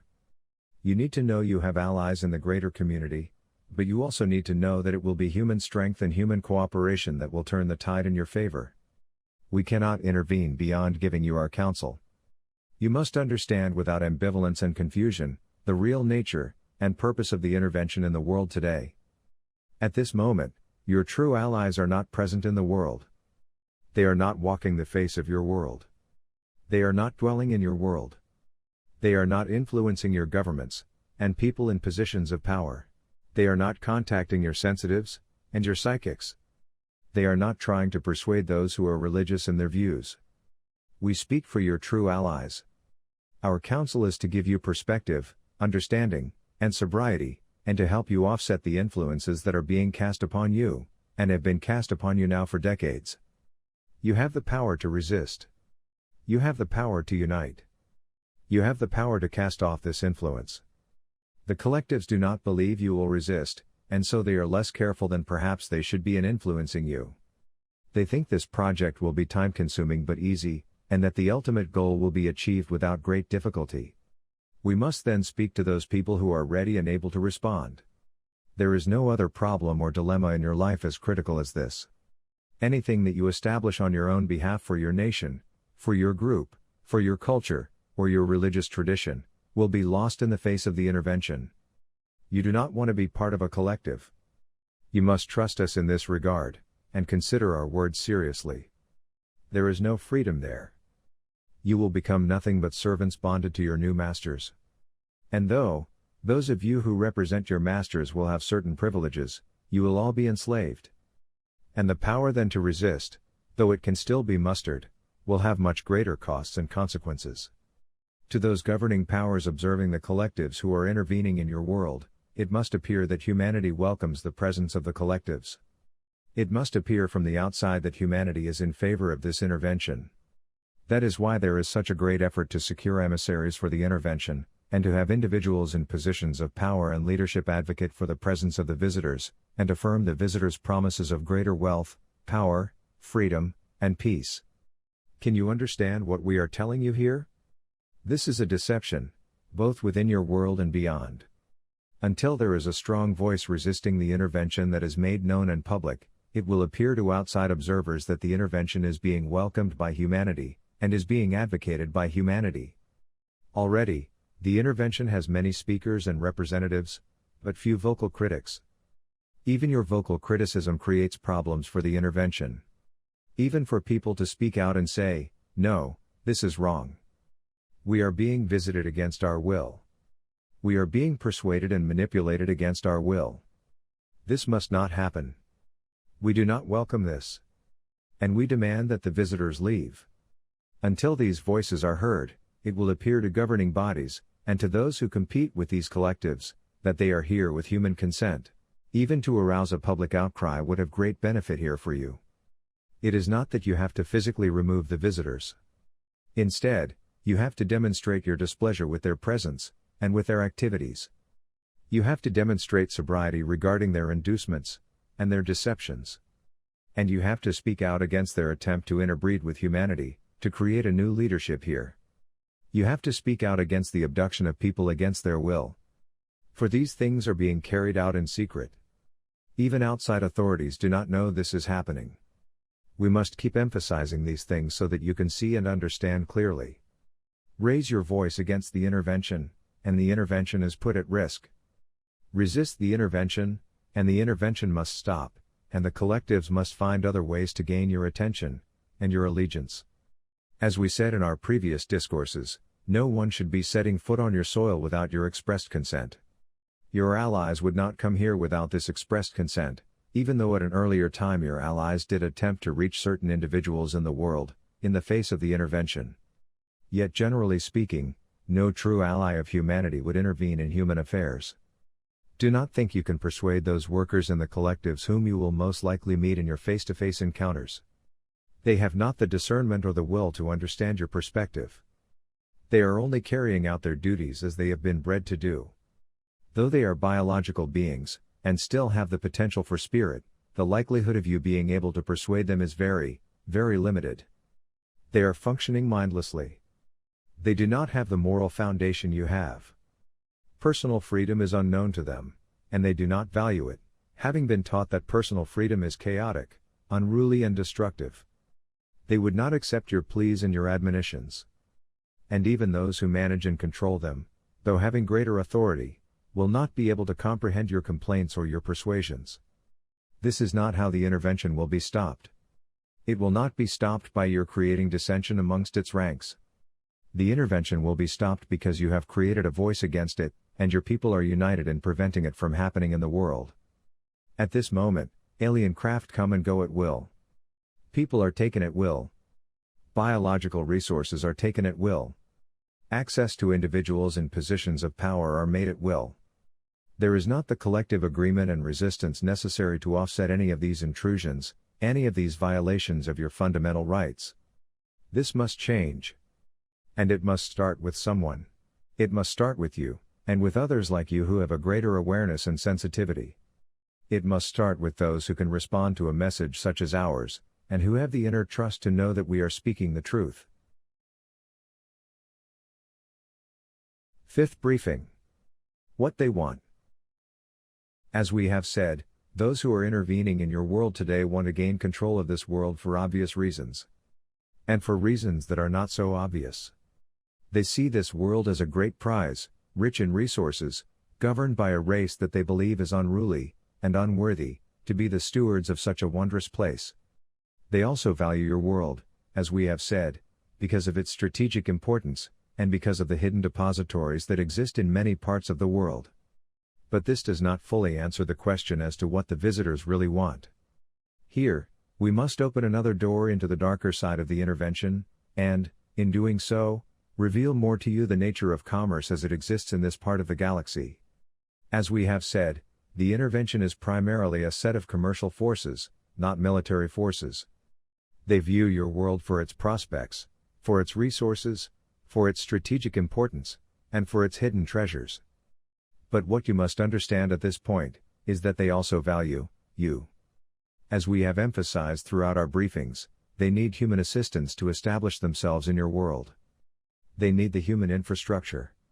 They need human government, and religion. They need your assistance to establish their operations here, fully and reliably.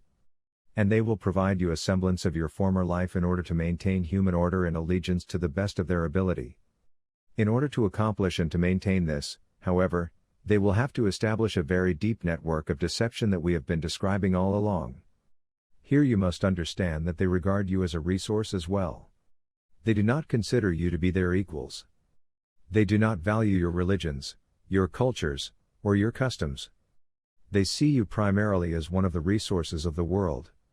As such, they seek to take advantage of you in all the ways that they can, that they deem to be profitable and valuable to their interests. To them, you are a potential asset.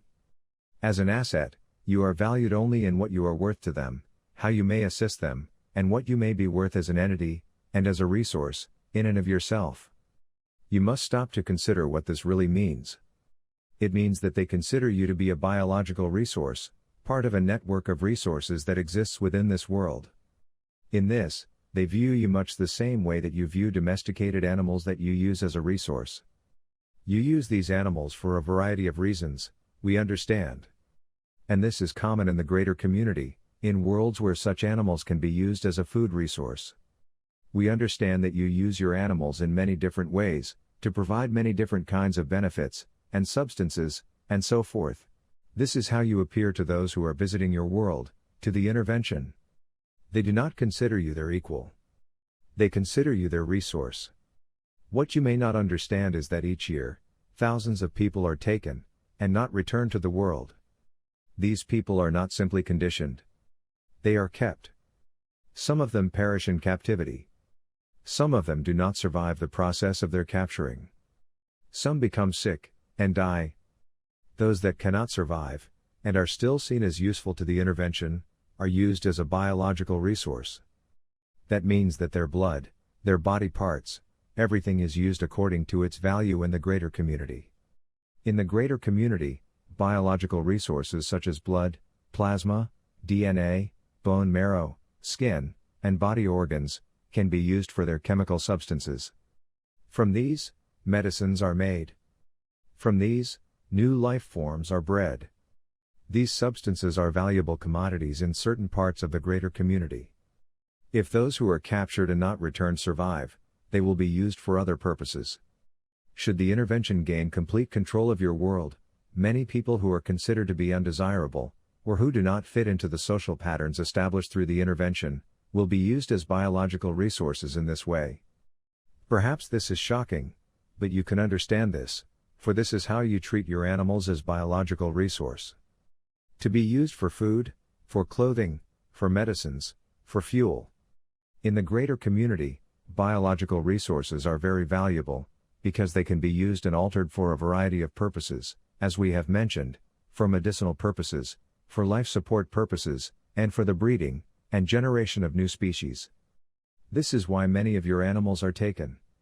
They are not simply taken to provide blood products for the interbreeding program. They are taken because these blood products themselves are highly valuable, and can be traded very successfully. In technological societies such as the collectives, biological resources are extremely valuable, and difficult to find in the greater community. As we have said repeatedly, your world is viewed as a biological storehouse. So while the visitors want the mineral resources of your world, they also want things that are much more elemental to the needs of life. They need water. They need oxygen. They need blood. They need the resistance factors in blood. They need plasma. They need the biological elements that constitute life, and that are fundamental to life everywhere. This means that they need you, as a biological resource. It is one thing to consider that your world will be used to serve other powers. But the idea that you will be used to serve other powers is another matter altogether, and represents a further violation of your fundamental rights. This, of course, is entirely hidden from their public agenda. Those that they persuade to become their adherents, and their representatives, will never be told these things. Part of their pacification program is to assure you that they are here for your good, and for your redemption, and for the preservation of the world. But as we have so often said, it is the preservation of the world for their needs. The plants, the animals, the breathable atmosphere, and the water, are all resources to be used, and are valuable in and of themselves, as well as the mineral wealth that exists in this world. But the missing part in all this is your role as a biological resource. This is how the intervention views you. As a resource. This, of course, would never be revealed to those who are being pacified, or to those who even today may stand as representatives and apologists for the intervention. But this is so very true. You may wonder, where have all the people gone who have disappeared and not returned? You may ask this. Did they all run away? Some indeed were the victims of human violence. Some indeed have run away. But we are talking about many people worldwide who have disappeared, without a trace, without a clue. We know this from studying the transmissions of your governments. We know this from what the unseen ones have told us. And we know this because this is evident in the collective's intrusions in other worlds. Somehow, mysteriously, individuals begin to disappear at the early stages of these interventions. And people who recognize that these disappearances are happening will think it is due to the normal, but unfortunate circumstances within their own cultures. It will be explained in these terms. Here you must think of your well-being, and the well-being of your family, your children, your friends, and your acquaintances, most assuredly. And beyond this, you must consider the well-being of your whole world, and the security of human life. As a resource, you will be used, and when your usefulness is over, you will be discarded. This is how resources are used. Some are preserved. Some are used up. Just the way that you use resources in your daily life. What you think of as the human soul, the spirit of humanity, is not valued by the intervention.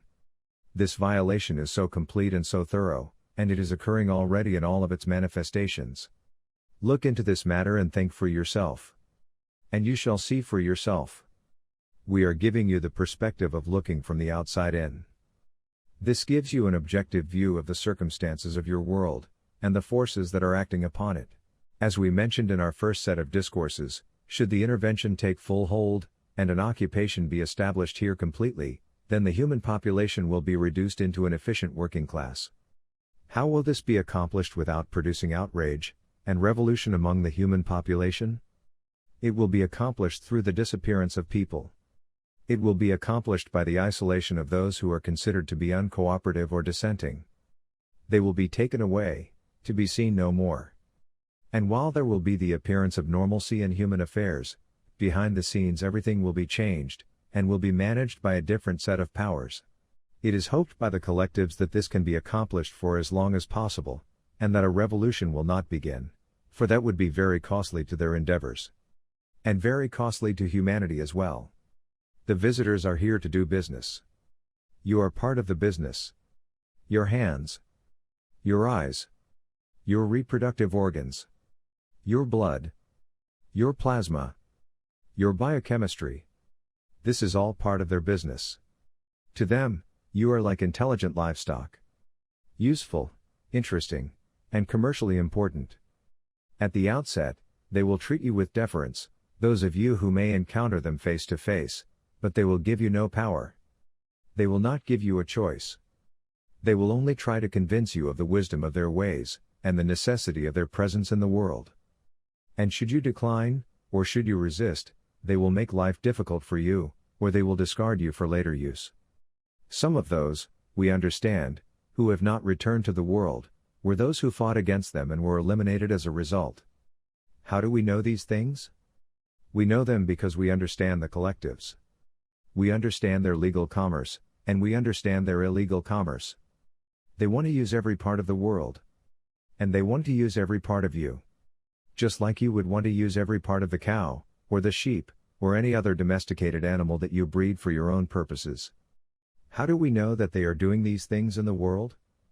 We know because we are monitoring their communications. Otherwise, we could not fully observe their activities, and understand the nature of their involvement here. It is remarkably similar to their involvement in other emerging worlds. What we cannot see, the unseen ones have revealed to us. We know from their transmissions, their communications with their bases within the world, and their satellites beyond the world, that many of their specimens, as they refer to you, have either perished, or had to be used for other reasons. However, we know from their Earth transmissions that many people are disappearing. So it is not difficult for us to see the connection. In their attempt to breed a new leadership for humanity, a hybridized person, they need all of these biological resources that we are describing. What we are speaking of here is the most hidden and secret part of their agenda, the part that they will never reveal to you willingly, the part that you may never see without great assistance. This is the most secret of their activities. They sell biological products on what you would call a black market in the universe. But the value of these products, and the demand for them, is indeed significant. In most places where commerce has been established, such as in your vicinity, such trade is illegal, for it is considered to be morally and ethically reprehensible. But with so many technological societies existing in the universe, and biological resources such as exist in your world being as rare as they are, the demand for these fundamental elements is considerable. Many technologically advancing nations have outstripped their own world's biological resources to the extent that they must find them elsewhere, and they must trade and barter for them as one of their primary endeavors. This is not simply food products, minerals and metals, and elements such as this. It is also the need for biological products such as we have described, which are abundant in your world, and which are abundant within the human family. So when someone asks, what do they want? The appropriate answer is, they want your world and its resources. And they want you, and your resources. As we have said, this is the most hidden of their agendas. But it is necessary for you to know, because this makes the violation complete. The visitors do not hate humanity. They are not cruel and murderous in the sense that you might think. They just view you as a resource, the way you view your animals as a resource. To them, though you have intelligence, they consider that you are irredeemably chaotic and unruly, and they do not understand your deeper motivations. They see your technology as being in a rather adolescent phase, and they look at your destructive behaviors with concern, anxiety, and repulsion. Being without knowledge, the spiritual foundation, they do not see that what they are perpetrating upon your world is ethically or morally reprehensible. It is merely an opportunity to fulfill their practical necessities. As we have said, they seek to bring humanity into their collective, but this is only a very select part of your population. And here you would not be at the upper levels of their hierarchy.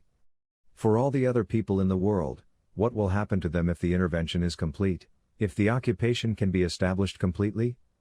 We have been reluctant to tell you certain things, because we do not want to lose your attention. We do not want you to turn away in denial, thinking that you cannot face these matters. So we have tried to be extremely careful in the way that we have presented the situation. But in spite of this, there are certain things you must know, and that you cannot readily see from your vantage point.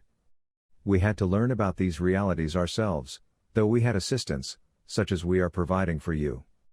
But the reprehensible nature of the collectives, and their lack of morality and ethics, is something we have had to face. That is why we avoid the collectives in our own worlds, where they cannot penetrate. There are many nations in the universe that have created alliances to protect themselves from collectives such as these, particularly in well-inhabited areas of the galaxy. This is why many of the collectives' activities are governed by trade unions, and regional governing powers, and authorities. They are held in check by many other forces who do not want to fall under their persuasion or their control. Even many of their trading partners look at them with anxiety. And even if they are forced to engage in commerce with collectives, they must protect themselves from the collective's influence. Resources are precious in the universe.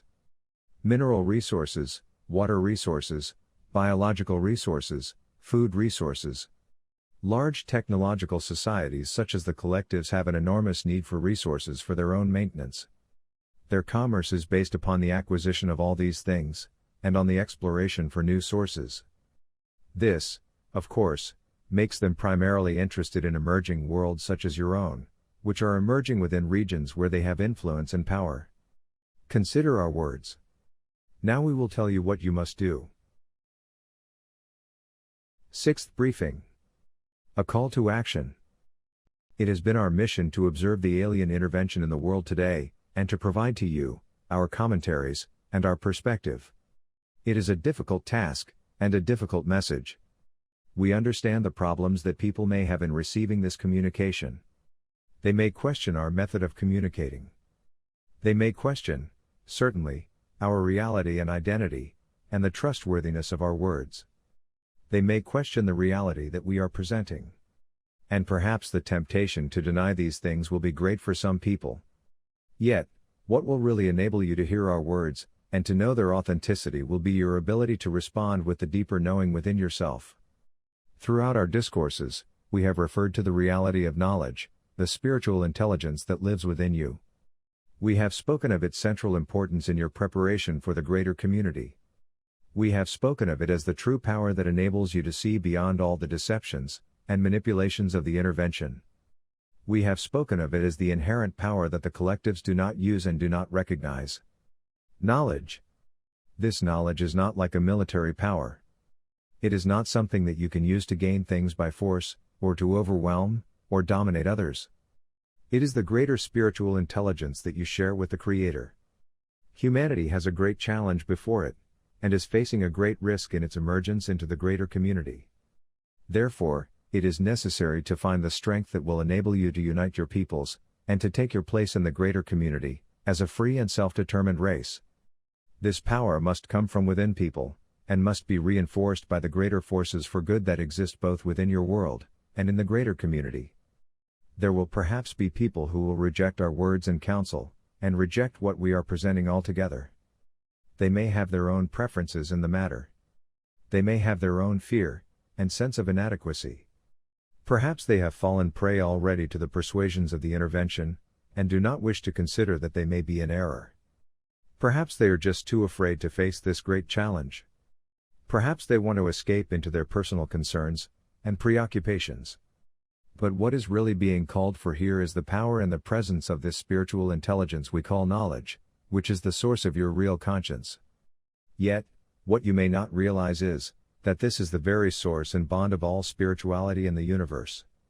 The expressions of spirituality, and the rituals of spirituality, the great teachers and emissaries of spirituality, are too numerous to count in the universe. The philosophies and the methodologies are unique to cultures, and their histories. But at the center, is this mysterious and profound power that enables you to see, to know, and to act in harmony with the Creator of all life. Surely our presence, and our words can be rejected and denied. But with knowledge, this will not be the case. For we are certain that we are presenting the truth to the best of our ability. Your allies abroad have sent us here on a mission in great service to humanity. The integrity of our mission and of our presentation is real and genuine. It is not merely a matter of perspective, or perception. We must rely upon this spiritual power within you, the reader, and the receiver of our message.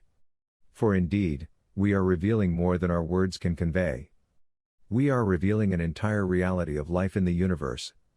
We are opening the door to the great mysteries that humanity has not yet penetrated, and in some cases, has not even considered. Though we are very different from you, and though we practice our spirituality in ways that are unique to us, and that you could not really accommodate, what we emphasize is absolutely fundamental to your being, to your nature, and to your reality. Knowledge is not simply a great potential that lives within you. It is the most vital element that can secure your freedom and maintain it, both now, and in the future. There is the freedom to live according to your conscience, and then there is the freedom to find knowledge within yourself. Unless you have the first freedom, it will be much more difficult to find the second. First you must survive and remain free, and then the opportunity is there for you to gain access to the greater spiritual intelligence that lives within you. Finding this freedom and this knowledge gives you insight into the reality, and the meaning of life in the universe. This gives you great promise, and we must emphasize that which gives you this great promise. Knowledge, freedom, strength. These are the things that you must now cultivate. In the future, the differences between you as human beings will become increasingly less significant. Two things will overshadow them. The first will be forces from the greater community, which will challenge your essential right to be in the world as a free race. This puts everyone in the same boat. The second will be the reality of knowledge within you, which will seek to unite you with others in order to give you this knowledge, this freedom, and this strength. Discovering this knowledge is not merely an option and not merely the goal of exceptional individuals. It represents the essence of your struggle for freedom.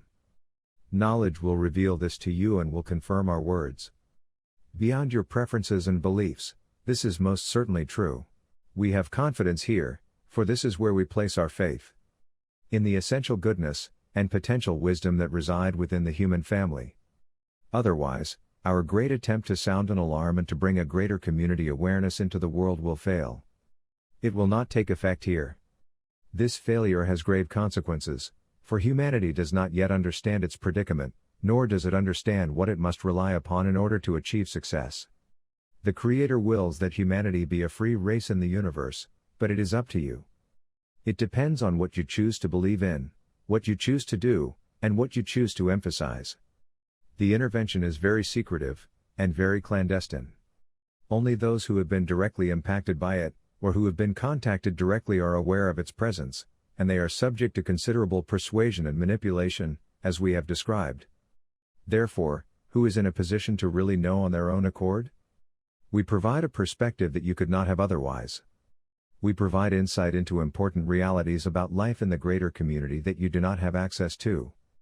And we bear witness to those of you who have begun to feel these things already within yourselves. Our message serves as a confirmation of these deeper insights. But the question remains, can you know what you know, can you follow what you know, and can you respond from this deeper part of yourself, and share this with other people? Soon we will have to leave the vicinity of your world, for as the first set of discourses was revealed, the intervention became aware of our presence here, and began a thorough and determined search for us.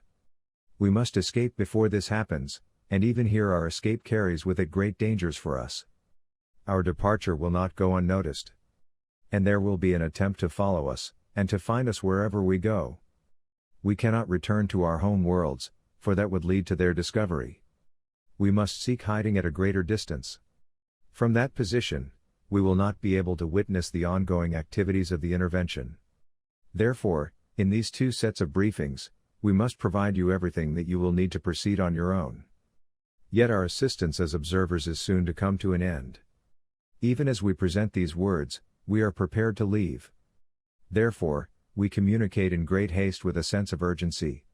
Yet, we must wonder, who can really hear us, and take to heart what we are saying? And who will act upon these words with their own inner conviction? We are not here to lead you, or to be leaders for humanity. Humanity must have its own leaders. Yet, who will assume this mantle of responsibility? Who will have the inner conviction? Who is strong enough with knowledge to see, to know, and to feel the reality of what we are presenting, to the point where they can take action, and begin to speak out against the intervention? We cannot answer these questions. Only you can answer them. We can provide you glimpses into life in the universe, and an essential understanding of the nature and activities of the intervention, and of those who are intervening here. Yet we cannot answer every question, and indeed it is not answers that you need as much as the inner conviction to see, to know, and to act. Our greatest desire is that we may stimulate this within enough people, that a movement will arise to offset the intervention, and to demonstrate humanity's displeasure with its uninvited guests. This would be a beneficial beginning. But it is only the beginning, for there must be an awareness of the reality of the greater community. And there must be a sober and profound understanding of what humanity must do, in order to secure its freedom and its well-being, in this larger, and far more complex arena of intelligent life. It has been our desire not to cast a dark or fearful specter of life in the universe, for indeed there are many marvelous and wondrous creations, and there are many societies that have achieved very high states of awareness. Yet these still remain in the minority of the manifestations of intelligent life throughout this galaxy, to the extent that we are aware of, and we have met many others who have seen things that we have never seen. In order for humanity to enter into this new panorama of life, you must have an orientation as to what exists there, and what to expect, and how you must function, and conduct yourselves. No one in the world is prepared to give you this counsel, for how could anyone know? It takes your allies, the allies of humanity, to provide this perspective and this orientation. Otherwise, you would feel alone, and so vulnerable that you could lose heart, and capitulate to the persuasion of those who seek to gain control of you and your world. We would like now to say something about the individual who is receiving this communication. Marshall Vian Summers is not simply a man who was unwittingly chosen for a great task. He has been sent into the world for this purpose. He is a man who has been sent with a divine mission, to help prepare humanity for its encounters with the greater community, and to represent the greater community teaching in the world, a teaching in the greater community way of knowledge. Many years ago, there was an attempt on our part to reach him directly. He was called to a location in a mountainous area, and was prepared for his contact with us. Several members of our party made the dangerous journey into this world, but unfortunately their mission was never completed. Once they were discovered by the intervention, they had to destroy themselves and their craft, leaving no evidence behind of our presence in the world. This marked a great failure, and the loss of 4 very precious individuals. There are only 5 of us left now. And we again are facing great danger. The preparation for our contact with this individual has been long, and with many delays. First, he had to become the receiver for the greater community teaching. He had to become its first student. Then he had to take a position from which he could represent this new threshold of understanding for humanity. Certain people were called to assist him, not all of whom were able to do so. Many of these delays, which were largely beyond his control, have delayed our presentation. This is why we are late in giving you our discourses, and our briefings. It has been a very great challenge for this individual to receive, and to accept such a responsibility. He did not ask for it. Yet he is born with it. And with all the delays, the chance for success has become more of a concern to us. That is why at this time we must speak with great emphasis. And we must repeat our essential message, so that we can be sure that it is being heard, and understood. Every month, and every year, now is precious. Every month and every year that humanity remains unprepared for the greater community, the situation becomes more difficult, and more grave. We have had to move twice in our position here in your solar system. We cannot tell you more, for we do not wish to give evidence of our presence to your adversaries. In our own histories, for those of us who remain, it was equally difficult to present a very similar message to our own cultures. We were met with disbelief, ridicule, shock. The idea that our worlds could be intervened by forces who were not friendly to us was something that our races were totally unprepared for. We believed, as do you, living in a state of isolation, that we were privileged, and had the graces of the divine powers. We could only assume that the initial visitations, which were carried out as secretly as they are in your world, were for a greater benefit. That was our assumption. It was only when a group such as ourselves met, and counseled certain individuals in our respective worlds, in order to deliver a warning, and an awareness, that a real preparation could begin. Yet we must remain emphatic in our assurance that there is still time for humanity to offset and stop the intervention. However, for this to happen, this individual must be recognized and assisted. You must speak out yourself, on behalf of this message that we are giving, and you must assist him in speaking on behalf of it. He has very little support in the world. There are great obstacles. The intervention is aware of him, and even at this moment is seeking to thwart him. This message that we are conveying to you has been entrusted to this individual to deliver to you in a pure form, as pure a form as can be achieved. We have confidence that he has been able to do this. He has also been given the greater community teaching, which is the only preparation in the world to prepare people in a greater community way of knowledge. We are very honored to be able to present this information.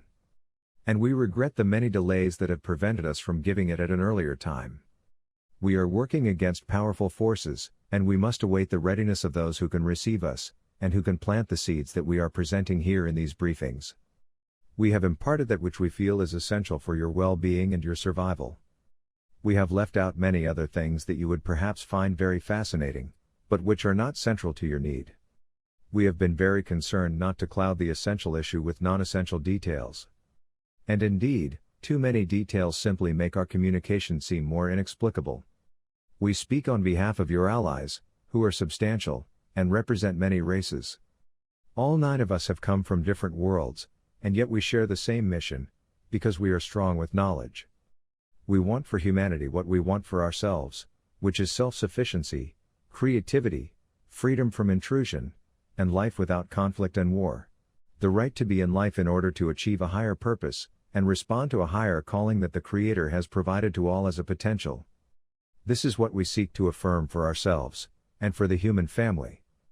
Yet, as is true in your world, there are powerful forces and persuasions that stand in the way of this discovery and achievement. And so, we work behind the scenes to advocate for freedom and knowledge in all sentient beings, even in the collectives, even in empires that are aggressive and destructive, even in individuals who are unscrupulous and devious. We are aware of many races in the universe who demonstrate knowledge, and the lack of knowledge. You will have the opportunity to learn about these things in the future, if you can secure your freedom now. Humanity is but at the beginning of its greater accomplishments. Yet its current recklessness, its tribal conflicts, and its environmental degradation all threaten the possibility that you will have the chance to achieve a greater state of life for your people. The intervention seems now as a rude intrusion into an already difficult situation. But as so often is the case, the great demonstrations of nature prove to be redemptive, if they can be recognized and utilized accordingly, and appropriately. That which seems to overshadow humanity is the one thing that can unite humanity, and bring an end to tribal conflict. Every person in the world must learn about the greater community, and the truth about the intervention in the world. They must learn about the intervention before it fulfills its occupation. Any advancement in this regard is a blessing. Any failure in this regard hurts all life in your world. Though one individual has been given the burden, and the privilege of bringing our message into the world, and to receive the greater community teaching, it will be up to many, many people, in many cultures, to share this understanding, and this preparation, and to translate it into many different languages in your world. The need for freedom and the desire for freedom are universal. Essentially, our message, and the way of knowledge are about freedom. The freedom to live freely in your own world, without bondage to another race, and without intrusion, or intervention from another race, and the freedom to find knowledge, and to fulfill yourself in your great journey here in physical life. It is all about freedom. When the religious leaders of the world and the political leaders of the world recognize that they have a fundamental common interest, and common mission to defend the human family, then they can bring all of their assets to bear in this regard. This will largely overshadow their disagreements, and their hostilities towards one another. The question then for you is, are you free to know these things that we are speaking of? Are you free to respond? Are you free to speak out against the intervention? The teaching in freedom starts right now. This is the first step. This is not a time for ambivalence or complacency. This is not a time to simply project one's grievances and distrust upon the world. To the extent that humanity is divided, and unaware of life beyond its borders, it is vulnerable, and without real security. Your opposition to one another is misplaced. The truth is, you have no defense against the outside.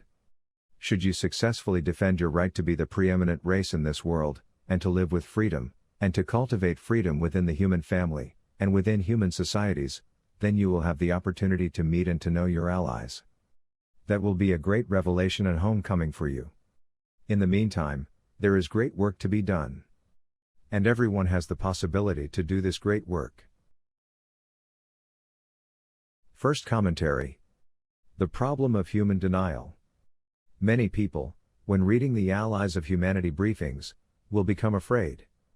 They will read it as if they think it is real and genuine, which it is, and they will become frightened, and want to withdraw. They will want to deny it in some way.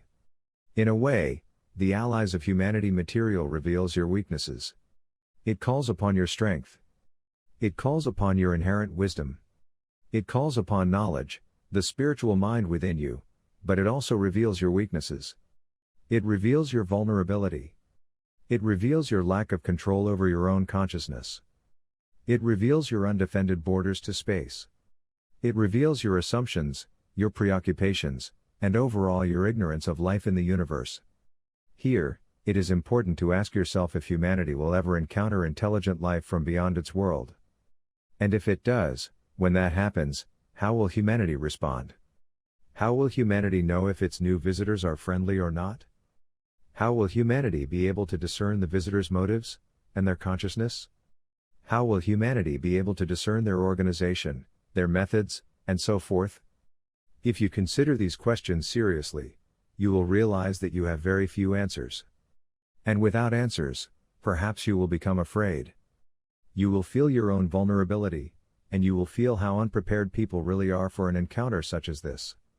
Because most people still think that they are alone in the universe, that they have always been alone, and will always be alone, well, this important set of questions really does not get considered by very many people.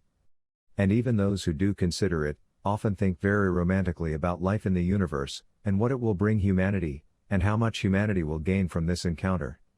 They think how interested the visitors will be in humanity's art and culture, history and temperament. So even amongst the very few people who really consider these questions and think they are important, there is often a great deal of romantic speculation. People are afraid to be realistic regarding life in the universe, because it reveals their weaknesses. When we speak of weaknesses, we are not talking about your lack of technology. Really, what we are talking about is your lack of awareness, your lack of focus in life, your lack of social cohesion in your nations and cultures. Humanity is divided and contentious within itself. This makes you vulnerable to outside forces. But really your vulnerability goes even beyond this, because it has to do with your state of mind. It has to do with your view of yourself and your world. It has to do with your assumptions, your illusions, and your preoccupations. It is as if a great storm were building, and had been building for some time, but people paid no attention. And then when the storm hits, well, it hits with such fury. It hits with such an impact. People are completely taken by surprise and are outraged, and terrified. And yet, the signs were there. Even human science is beginning now to acknowledge the preponderance of life in the universe as a theoretical probability.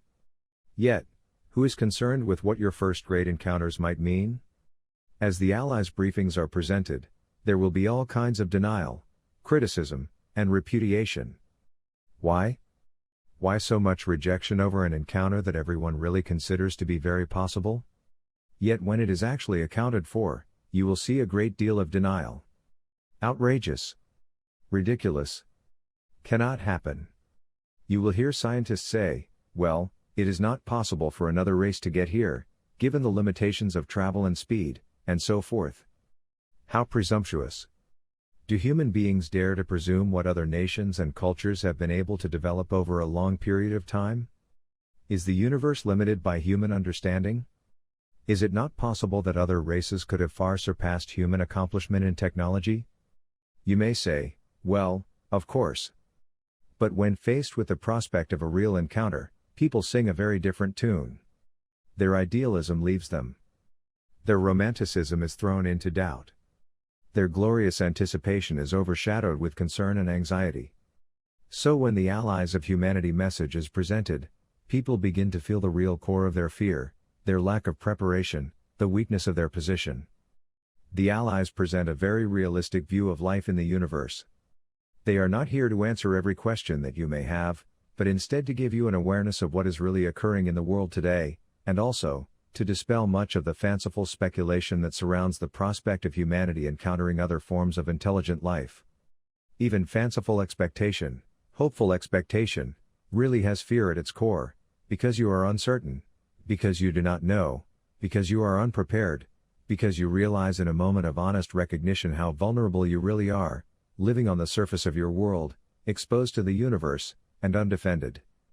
Think for a moment, if you were another race visiting your world, and you wanted to just simply observe human behavior. Just observe it, without interfering. Well, you could look down on everything. It is all there.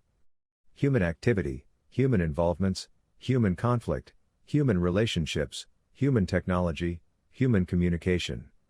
It is all available to the discreet observer. Therefore, it is very important to understand why people are afraid. The fear of the reality of contact is deep-seated. Many people have this very glorified view that they are at the pinnacle of God's creation, that their religions are built upon the preeminence of human spirituality and human identity. What will happen when they find out that humanity is one little race evolving within a greater community of intelligent life? And that this race is actually very weak, divided, and insignificant in the vastness of the creation. People's religious views cannot tolerate this kind of realization. Many of these views are already being eroded by the discoveries of science that show that the universe does not revolve around this world, that this world is just a little planet revolving around an insignificant star, in a vast galaxy amongst many. Where is human preeminence then? Who are you in the universe?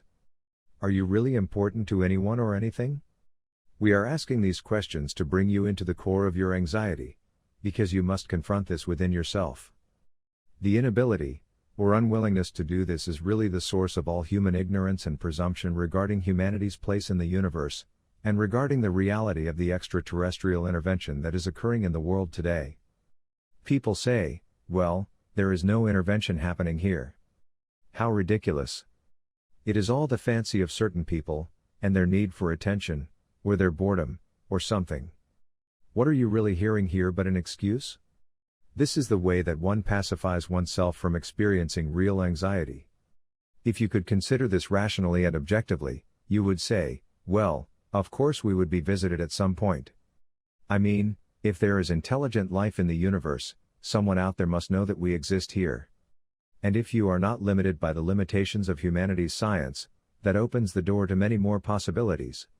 If you can ask these questions, you might think to yourself, yes, of course humanity will be encountered.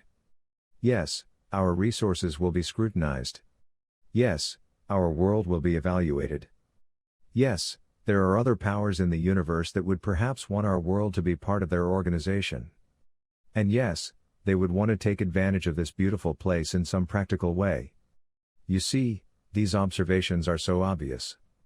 These speculations, if you could call them that, are so reasonable, but people will not consider them.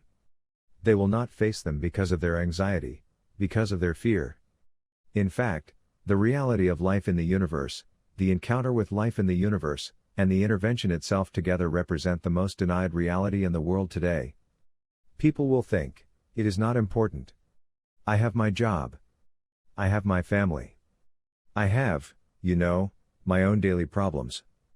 I mean, why should it matter to me? What are you talking about? If there is an intervention going on in the world, do you think that it is not relevant to you, and to your life, and to what will happen to you? Do you see here? This is isolationist thinking. The Allies' briefings bring home the reality that humanity's isolation is over. But the isolationist thinking continues, unabated.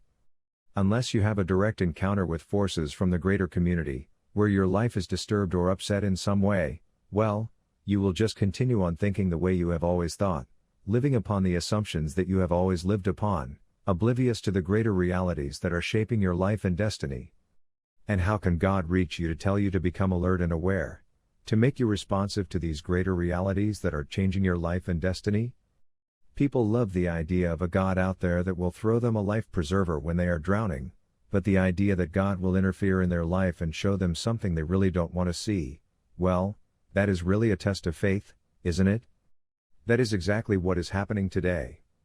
That is why the teaching in greater community spirituality is in the world, because this is God's message to alert humanity to this greater reality, and to prepare humanity. The awareness is not enough. If the awareness engenders primary anxiety and fear, people will not know what to do. They will say, "Oh my God. What do we do?" And they don't know what to do, because they have never had to respond to this directly before. That is why God's message brings with it the preparation, so people can begin to think like they live in a greater community.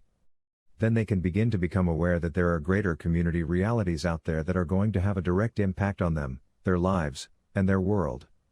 The preparation must give you this greater awareness and consciousness, this sensitivity. Otherwise, you are like an ant colony in a field that is about to be plowed under. And the poor ant colony has not a clue of what is about to happen. Up until the moment of their destruction, well, life will be as it has always been. But you are not ants, and you have a consciousness. You can consider the future, and you can think about things that are beyond your visible range. And you can consider yourself living within a larger arena of life, both within the world, and beyond the world within a greater community. As you develop this greater community awareness, you begin to see that your world is a very special place, with wonderful attributes. And you may think, well, of course others would be interested in our planet. And interested in us, not because we are magnificent but because we are the stewards of this place. We control this world. And you would begin to think very, very objectively about your situation here. However, even people who claim to be objective and scientific in their perspective are really still governed by this fundamental fear and anxiety, and are still living under the general denial of the fact that the world is being visited, and that the intervention is occurring. They are in such a state of denial that they will not even consider it. They won't come near it. The information, the evidence, is all over the place, but they won't even come near it. They will just say, "Oh no, no. That's all foolishness. It's just insecure people trying to get attention." They are in denial. They think they are being reasonable, but really they are being so unreasonable. They are supporting and fortifying their own ignorance, and the ignorance of others. And even if they cannot accept that the intervention is occurring, well, the prospect of life in the universe is still a very wondrous, romantic journey to them. It is like something that you dream about in the most glorious ways. Oh, we will meet these advanced races who will give us so much technology, and enlighten us on how to live in peace, and so forth. This is all foolishness. They have not a clue what is happening out there in the universe. If these reasonable people are given a greater community perspective, which the teaching in greater community spirituality provides, oh my God! It touches that core fear and anxiety. And they feel in that moment how utterly vulnerable they are, how undefended they are, how unprepared they are. And you look at people, and they don't have a clue. And they don't want to have a clue. And you look at your world, and you say, oh my God! We could be overtaken without our even knowing it. If you did not have the preparation in greater community spirituality, if you did not have anywhere to go with this awareness, it could be overwhelming, because you would think that you had no recourse. It is as if humanity, like an unsuspecting native tribe, were just waiting to be taken over by someone else. Then, of course, there is the problem with the assumption that technology equals salvation. This is becoming a modern religion in many cultures in the world. Developed nations increasingly believe that technology really is their salvation now. There is a problem? Well, technology will solve it. There is something we can't understand? Well, technology will overcome it. There is a situation that could arise for which we are unprepared? Well, technology will meet the challenge. We will meet the challenge with our technology in the 11th hour. There is a sort of unquestioned belief that technology is going to save you, regardless of what might happen. Technology mixed with human ingenuity, that is. And no matter how overwhelming a situation might be, well, ingenuity plus technology will win the day in the final moments. Can you see that this is all part of the denial? Wishful thinking is what it is. Regarding the greater community, it really is wishful thinking. Do you think humanity is going to generate a technological answer to the presence of greater community forces who may want your planet for themselves? We can assure you that it will not be at the level of technology that you will be able to counteract this presence, and these influences. Facing a race that is perhaps 1,000 years ahead of you technologically, do you think you are going to make a difference in the next few years? Consider this. The answer will not happen at the level of technology. It will happen at the level of the mind and consciousness. Those who are intervening in the world today are very concerned about preserving the world's resources, and about preserving the human presence here as a workforce. They cannot use technology to accomplish this alone. Yes, their technology is useful in neutralizing someone they may want to take for themselves for investigation. However, if they forcefully exert their technology on your world, they will destroy the world's resources, and destroy the human presence here, and they cannot do that. Therefore, they must use the very means that you are able to counteract. Yet here we run into fear again, because people realize that without their technology, without the hope and the belief that technology is going to win the day, and without human intellect being able to solve the problem, they are back in this very vulnerable place once again. But we are not talking about the intellect here. It is not at the level of the intellect that humanity is going to be able to counteract this presence, and to strengthen itself in the greater community. The intellect plays a very important role as far as technology goes, and in certain kinds of problem solving. But in this situation, it will take a deeper awareness. After all, some of your most intellectually brilliant people are in total denial of the intervention, and think life in the universe is some distant possibility. And you ask yourself, well, if they are so brilliant and so well informed, why can't they feel this presence in the world today? Why can't they even face this as a possibility, and study the evidence rather than dismissing it out of hand? If people are so smart, how can they be so stupid? Ignorance is one thing. Ignorance can be compensated by gaining information and perspective. But this is not merely ignorance. This is arrogance. It is the assumption that you know what life is in the universe. Oh my God! Humanity knows what life is in the universe? Oh my God! Humanity is so far from knowing what life is in the universe, it is pathetic. Given the unfounded belief in technology as the source of human salvation, many people think, well, more technology is more salvation. And they think that technologically advanced races have evolved beyond being self-seeking, and contentious, and devious. They think that technologically advanced races do not have conflict, and that these races have outgrown the chronic problems that humanity still faces. What a ridiculous assumption. You have technology today that your forefathers 100 years ago could not even imagine. And yet, have you overcome these problems yourselves? Therefore, do not look to the experts to give you the answer.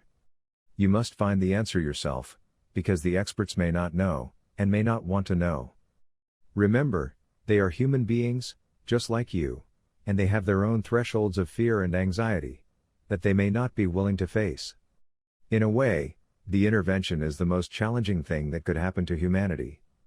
Part of humanity's liability or weakness here is its presumption that it really understands life, that it really knows what is happening in the universe, that it understands who can travel, who cannot travel, and how long it takes to get to planets. It assumes that human understanding sets the standard for all understanding in the universe. This is human arrogance, which supports and fortifies human ignorance. It is presented in the teaching in greater community spirituality, and it is presented very boldly in the message from the allies of humanity, that life in the universe is challenging, difficult, and competitive. And if you approach life in the universe romantically, or if you deny it altogether, you do this at great risk. What really needs to happen here is a whole new shift in human awareness, and human learning. It is as if you have reached this great threshold, and there must be a completely new paradigm of understanding. It is not simply that you are building on past understanding, adding another feature, or another dimension to human awareness. It is really that you have to make kind of a leap here. This is because human understanding is still so grounded in an anthropocentric view of the universe, with humanity at the center of everything, and the unquestioned belief that life in the universe functions according to human values and ideals. For many people, there is still this idea that God is primarily concerned with humanity as the centerpiece of creation, and that everything else is just sort of wallpaper to this great human drama. Look at your religions. Are they really equipped to deal with the realities of the greater community? Let me give you this analogy. There are native tribes that have been overtaken, and cultures that have been assimilated, and destroyed countless places in your world in the last 500 years. It is still occurring today. They have their religions, which can be very expansive. But their religions usually do not include the reality of human life beyond their borders, which puts them in a very vulnerable position, because they really don't know how to respond in the face of an intervention. Compared to the greater community, humanity's outpost in this world is like a little village in the jungle. And when this village is confronted with forces coming to seek advantages, what can it do? Well, interestingly enough, it can actually do a great deal. The first thing is to become aware of the intervention, and to face your own fear and anxiety. Here, it is necessary to see how ill-prepared you are, how vulnerable you are, and how easily even you could be persuaded to think, and to believe that the visitors are here for your benefit. This is the first threshold, a threshold which unfortunately many people will not cross. They will withdraw or go into denial, or cast a very preferred perspective over the whole matter. The first threshold is to recognize your situation. Even if the intervention were not occurring at this time, you know it would occur at some time. You see, it's interesting. People have their grand notions of intelligent life in the universe, and advanced technology, and other races of altruistic beings out there floating around. Yet, the thing that people are most afraid of is that they will encounter others like themselves, but more powerful. What is the thing that people are really afraid of regarding the prospect of encountering intelligent life from beyond the world? They are afraid they will meet themselves. In a different form, perhaps. Perhaps the visitors will look different, and use a different language, and a different means of communication. But the thing that people are really afraid of, the thing that no one can even talk about, particularly in enlightened circles, is the reality that they are going to meet themselves. This is not to suggest that your visitors are human beings, or that intelligent life functions according to human ideals and beliefs. What we are really telling you here, and what you must come to terms with, is that you are going to meet beings who are driven by the same needs that you are driven by. The greater community of life in which you live is a very competitive environment. You can see this competition in your own world. You can see it in the natural world. You can see it at the level of plants and animals. Yet the greater community is a competitive environment on a scale you cannot even comprehend. This means that everyone who is in that environment, particularly those who are active participants in trade and commerce, must find resources, and gain alliances with other nations, and often try to persuade those nations to enter into alliances with them. The need for resources does not end because of technology. Technology does not end the fundamental needs of life. It hasn't for you and it hasn't for anyone in the universe. Yes, it frees you from certain basic activities, but it creates more complexity. You may not need to go out and hunt and fish for your food, or farm, but you must go to work. You must maintain a much more complicated life in order to afford the food that you need to eat. Technology has freed you from hunting and gathering, and has freed you from basic agriculture, but it has not freed you from the need for resources. Indeed, it has made your life more complicated, and more exciting, but in other ways, more difficult, and more stressful. It is the same with life in the universe. Everyone has to eat. Everyone has to maintain what they have created. Everyone must deal with other forms of intelligent life that may be vying or competing for basic resources. Do you think an advanced nation in the universe does not have a great need for resources? The larger nations or organizations may become, the more restrictive they will be regarding personal freedom for their constituents, and the greater the need will be for order and conformity. That is why in the universe the really free nations are small and isolated. Their technology has given them advantages, but they must protect it and keep it hidden. It would be like you getting $1 million, and going out into the marketplace with your $1 million. Well, what a rude shock. Now everyone is your friend. Now everyone wants to invite you to invest in their endeavor, in their project, or they need your financial help because they are in difficulty. If humanity were ever able to travel beyond its borders and carry its great incentive and enterprise into the universe, it would be like the little housewife having $1 million, and going out into the marketplace. You would not last very long. You see, this reality of life, which is so denied, is something that must be faced. Who will you meet in the universe? You will meet others like you. Not exactly like you. Not looking like you, or talking like you, or dressing like you. But they are like you in their needs. And those who are resource explorers in the universe are not the spiritually enlightened. Therefore, it is necessary to counteract many of the prevailing assumptions and beliefs, fantasies and myths, because otherwise you cannot face the situation. And if you cannot face the situation, it will overtake you. People pray to God for guidance, for strength, for courage and for peace, and God sends greater community spirituality as a preparation. And people say, "What is this?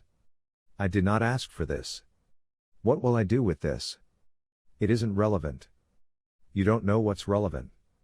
What you think is relevant may be important to you personally, but it's not going to protect your rights and your freedoms in the future. Humanity's encounter with intelligent life in the universe is not the product of human journeys into space, or human science, or human philosophy, or human religion. It is the result of the intervention.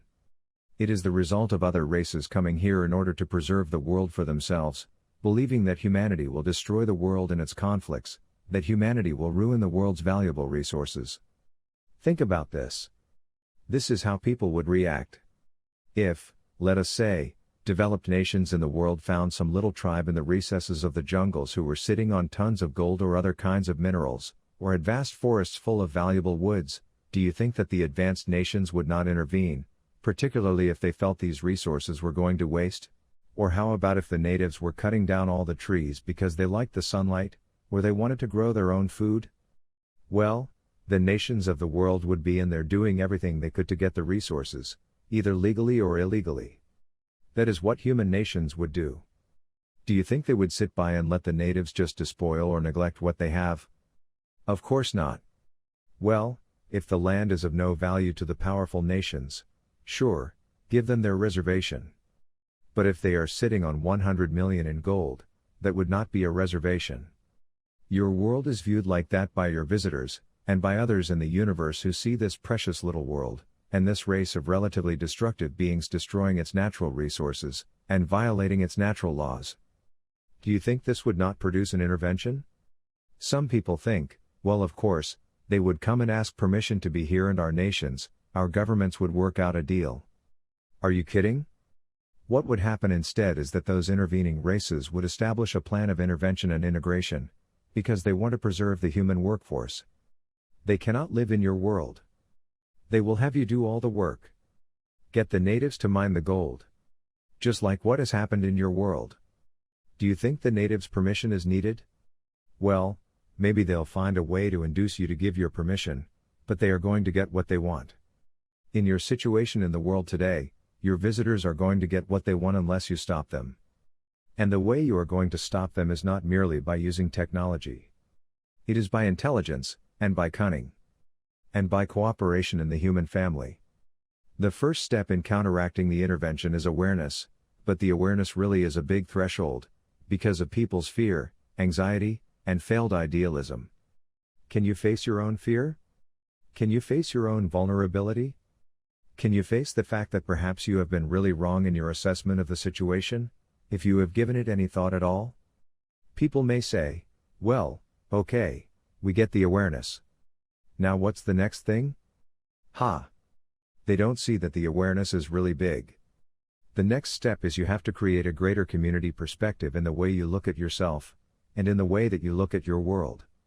Do you think humanity would be destroying the resources of the world if it could recognize that preserving and sustaining these resources is the very thing that will preserve human freedom in the future? If humanity loses its ability to sustain itself, and becomes dependent upon foreign powers for not just advanced technology, but for even basic resources, you will lose your freedom. Perhaps you may say, oh, I don't believe it. We wouldn't lose our freedom. But if you think about it objectively, you will see that you will lose your freedom. Either overtly or subtly, you would become reliant upon other races in the universe, and they would determine the terms of engagement. They would control your world. Yet because they do not want to create a human revolution, they will attempt to control your world in such a way that it would be acceptable to people to be controlled. That is why the intervention that is occurring today is so devious, and is being carried out so carefully over time. If they came here in force, everyone would just react, and there would be huge warfare, and the world's resources would be severely damaged. There would be no human workforce here that would be either willing or able to help the intervening races, and the whole project would be spoiled. You must gain a greater community perspective. You are a human being living in this world. This world is unprotected. It is valuable. It is sought by others. Intervention by other races will increase over time. How will you defend your borders? How will you be able to determine who is here, and why they are here, and what they are doing? This cannot be the privilege of secret groups and secret governments. Humanity has to grow up and outgrow its childish self-preoccupations. It has to outgrow its adolescent fantasies about itself, and about life, and become realistic. Otherwise, the intervention will continue, and your world will gradually become governed by foreign powers. And where will you go then with your complaints, your protest, and your outrage? It is for this reason that gaining the awareness and a greater community perspective is critical, because without these, you cannot even take the next step.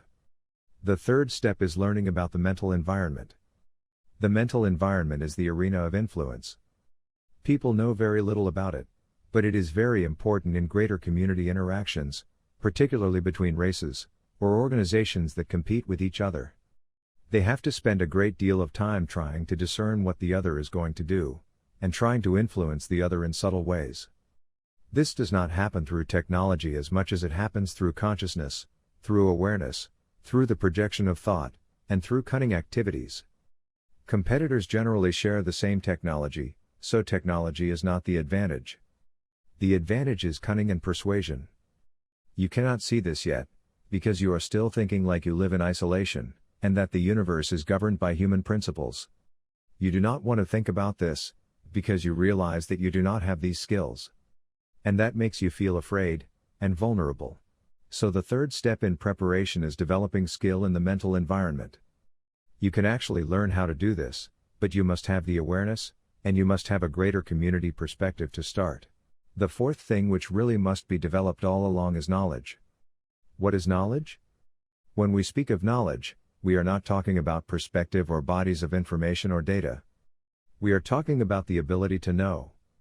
Beyond deception, beyond appearances, beyond personal preference, beyond fear, and beyond denial. The ability to know. The intervention has been going on actively for almost 50 years. And people who claim to be studying the UFO phenomenon, well, do they know anything yet, or are they still gathering data? Well, we don't want to come to any premature conclusions. You know, this is so complicated, and we may never understand it. What are you talking about? Is this denial? Is this the unwillingness to come to a conclusion? Or is it that people simply just don't know? Can't they see and feel what this really is? After 50 years, can't they see and feel what this really is? They need more evidence. How much more evidence? Another 50 years of evidence? 100 years of evidence? 50 more years of evidence, and it will be all over then. And the conclusion you will come to will be so obvious. It is like the person in a 30-year marriage who never should have gotten married anyway, and it takes them 30 years to figure out that really they made a mistake somewhere back there, and they really should have followed their deeper feelings, and not walked down the aisle with this other person. But they have been trying to make it all right for the last 30 years. Without knowledge, you will only know what others want you to know. You will only think what others want you to think, whether it be your parents, your culture, your social group, your government, or the greater community. You will basically be like cattle, and you will be led around, from pasture to pasture. Without knowledge, the mental environment overtakes you, and overwhelms you. Knowledge is the deeper spiritual mind within you. It is the only part of you that is unaffected by the mental environment. It is the only part of you that is free from deception and manipulation. Do you want freedom for yourself? Then you must learn the way of knowledge. Otherwise, what is freedom? Having more money? Working less, having more money? Is that freedom? Look at the wealthy who have no freedom. Oh, they have lots of money, and they can go anywhere they want. They do not even have to work, some of them. Are they free? Or are they slaves to their money, and their situation, and their privileges, and their appetites, and their fears? The message in the Allies of Humanity briefings is about freedom. And to have freedom, you must become aware of the intervention. You must gain a greater community perspective. You must learn about the mental environment, and its impact upon you. And you must develop your experience of knowledge. Not a lot of technology here, though technology may play a small role in all of this. When we speak about learning the way of knowledge, we are not talking about just developing intuition. That is not adequate. You must actually connect with the knowing mind within yourself, and this is not an easy task. There will be many who will be unwilling, or unable to do this. But not everyone has to do this in order for humanity to turn the tide, to develop a greater community awareness, and to begin to build boundaries around your world. Force cannot be used to take over a planet like yours. Therefore, the intervention must be subtle. It must be deceptive. It must be invasive. It cannot use brute force. This is good for you because you could not withstand brute force. And brute force would destroy the outcome for the visitors, if you can call them visitors. There are many reasons why they will not use it. The Creator has responded to this great need of humanity, a need that is barely even recognized as a need, by presenting the teaching in greater community spirituality. This teaching encompasses the reality of life in the greater community. Never has such a teaching been given in the world before, because it was not needed before. Yes, there are many spiritual teachings that emphasize the way of knowledge to a certain degree. But a greater community way of knowledge has never been given in the world before. You need it now, however. It will not replace the world's religions but instead give them a greater scope, a greater perspective, and a greater context in which to continue to grow, to exist, and to evolve.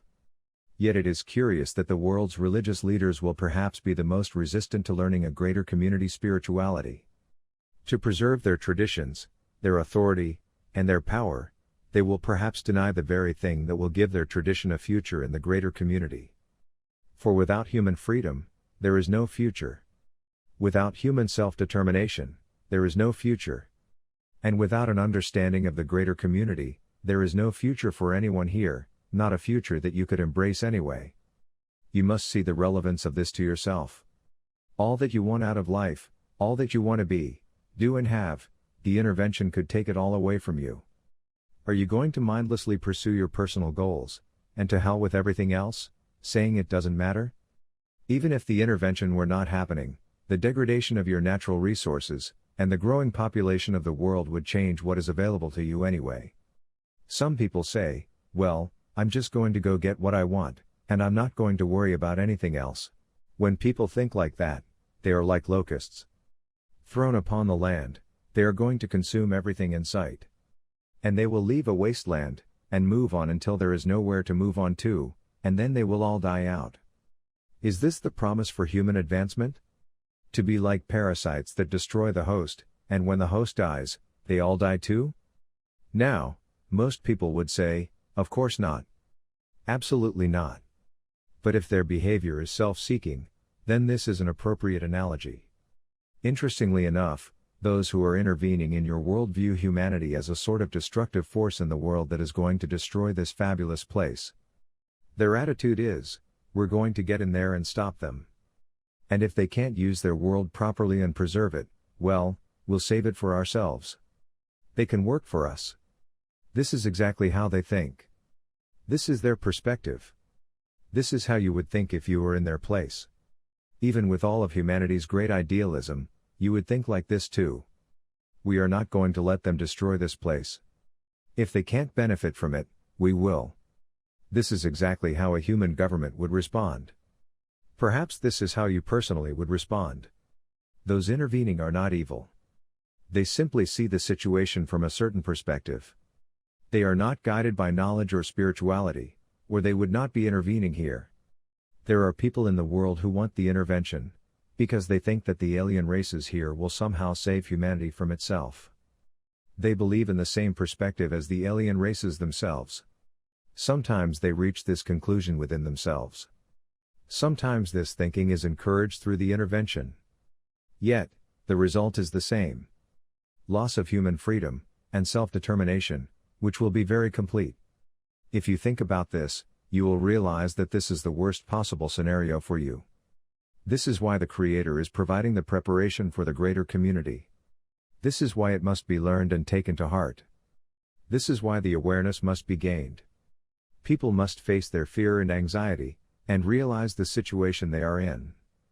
They must gain a new understanding of where they stand in the universe, and their role and responsibility as the native peoples, and stewards of this world. They must exercise the power that they have individually and collectively to preserve their own native grounds. Your spiritual understanding needs to change for you to realize what God has given humanity to preserve the advancement of human freedom, understanding, and cooperation. In the universe, these must be defended. You need to recognize that you have to outgrow your fantasies, and your ideals, even your demands and expectations, to see the situation clearly. The Creator has asked the allies of humanity to be observers, to provide commentary, and to present their message, so that humanity can begin to gain a greater community perspective. God has given a teaching about the mental environment and knowledge. Learning the way of knowledge is an individual spiritual journey for each person. Knowledge is the greater intelligence that lives within you. It knows how to deal with the greater community. Knowledge is not governed by human beliefs, assumptions, preoccupations, deceptions, ideals, or ambitions. It is pure. It is the holy part of you. It knows. Your mind thinks. Knowledge knows. The gulf between them seems great, but they can be united together. And this is the ultimate goal of your spiritual development. This gift of greater community spirituality is meant to give human freedom a real foundation, to empower the individual, to empower the group, to empower humanity, which is losing power every day to those who are intervening in the world.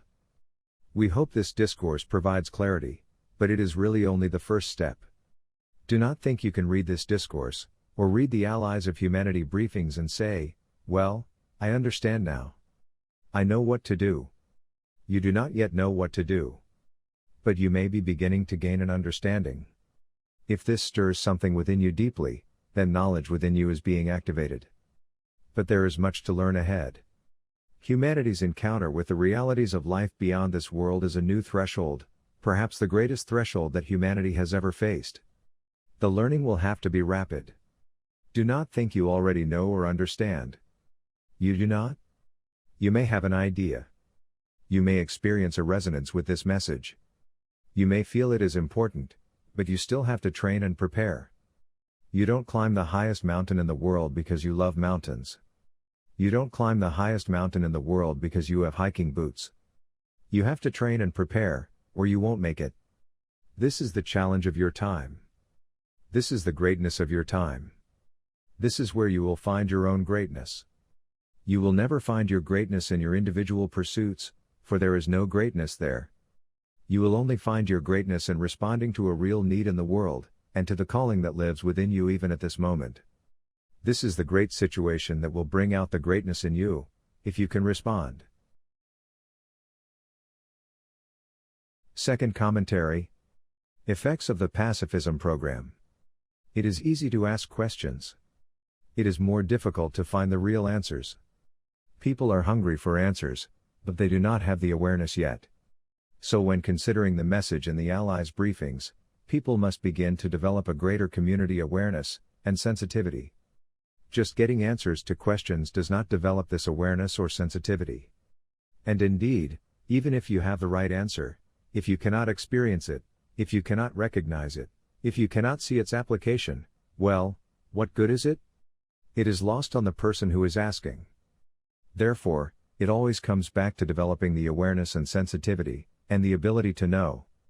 People want proof, and so they go to whoever they think is the expert, and the expert gives their opinions, and people say, "This must be the proof, because the expert said so." But it is all opinions. Without knowledge, everything is just opinions in the mind. And these opinions are developed by people's conditioning, by their attitudes, and by their temperament. People can experience something and make conclusions and evaluations, but be completely wrong in their estimation. However, we are talking about higher consciousness here. We are not talking about having answers. Answers, without this higher consciousness, will not be enough, and their application will not be understood.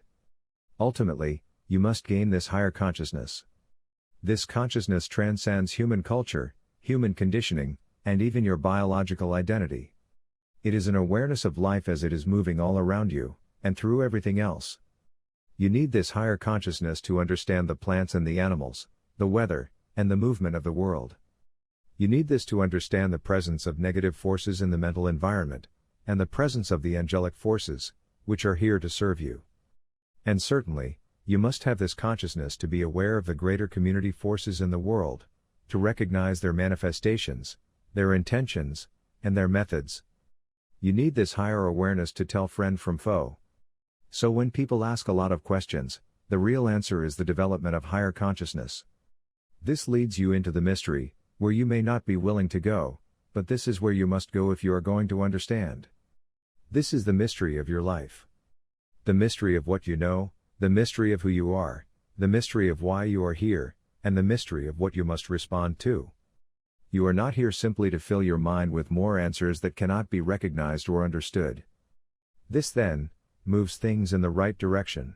Yet of course, there are people who cannot tolerate the mystery, and must have answers, thinking answers will resolve their inquiry.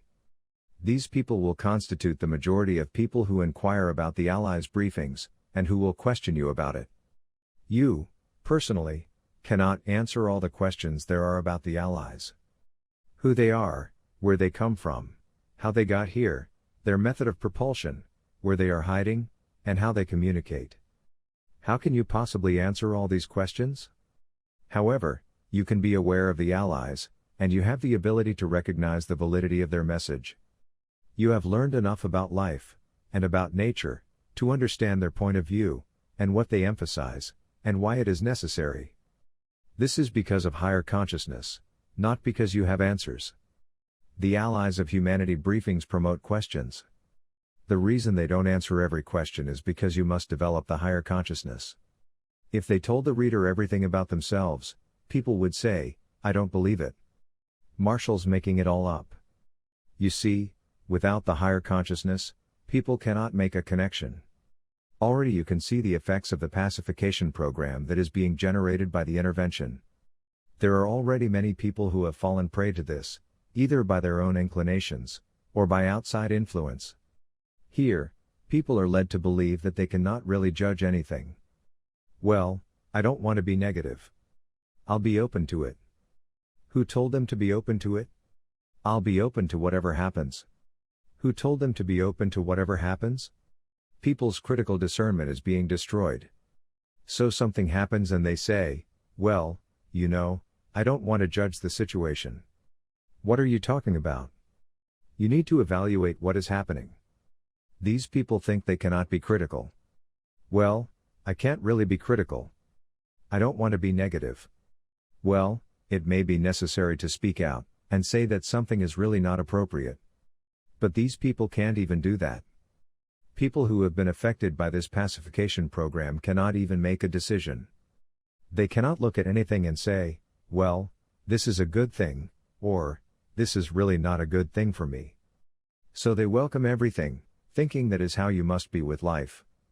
That is not how you must be with life. It is true you must be willing to look at everything.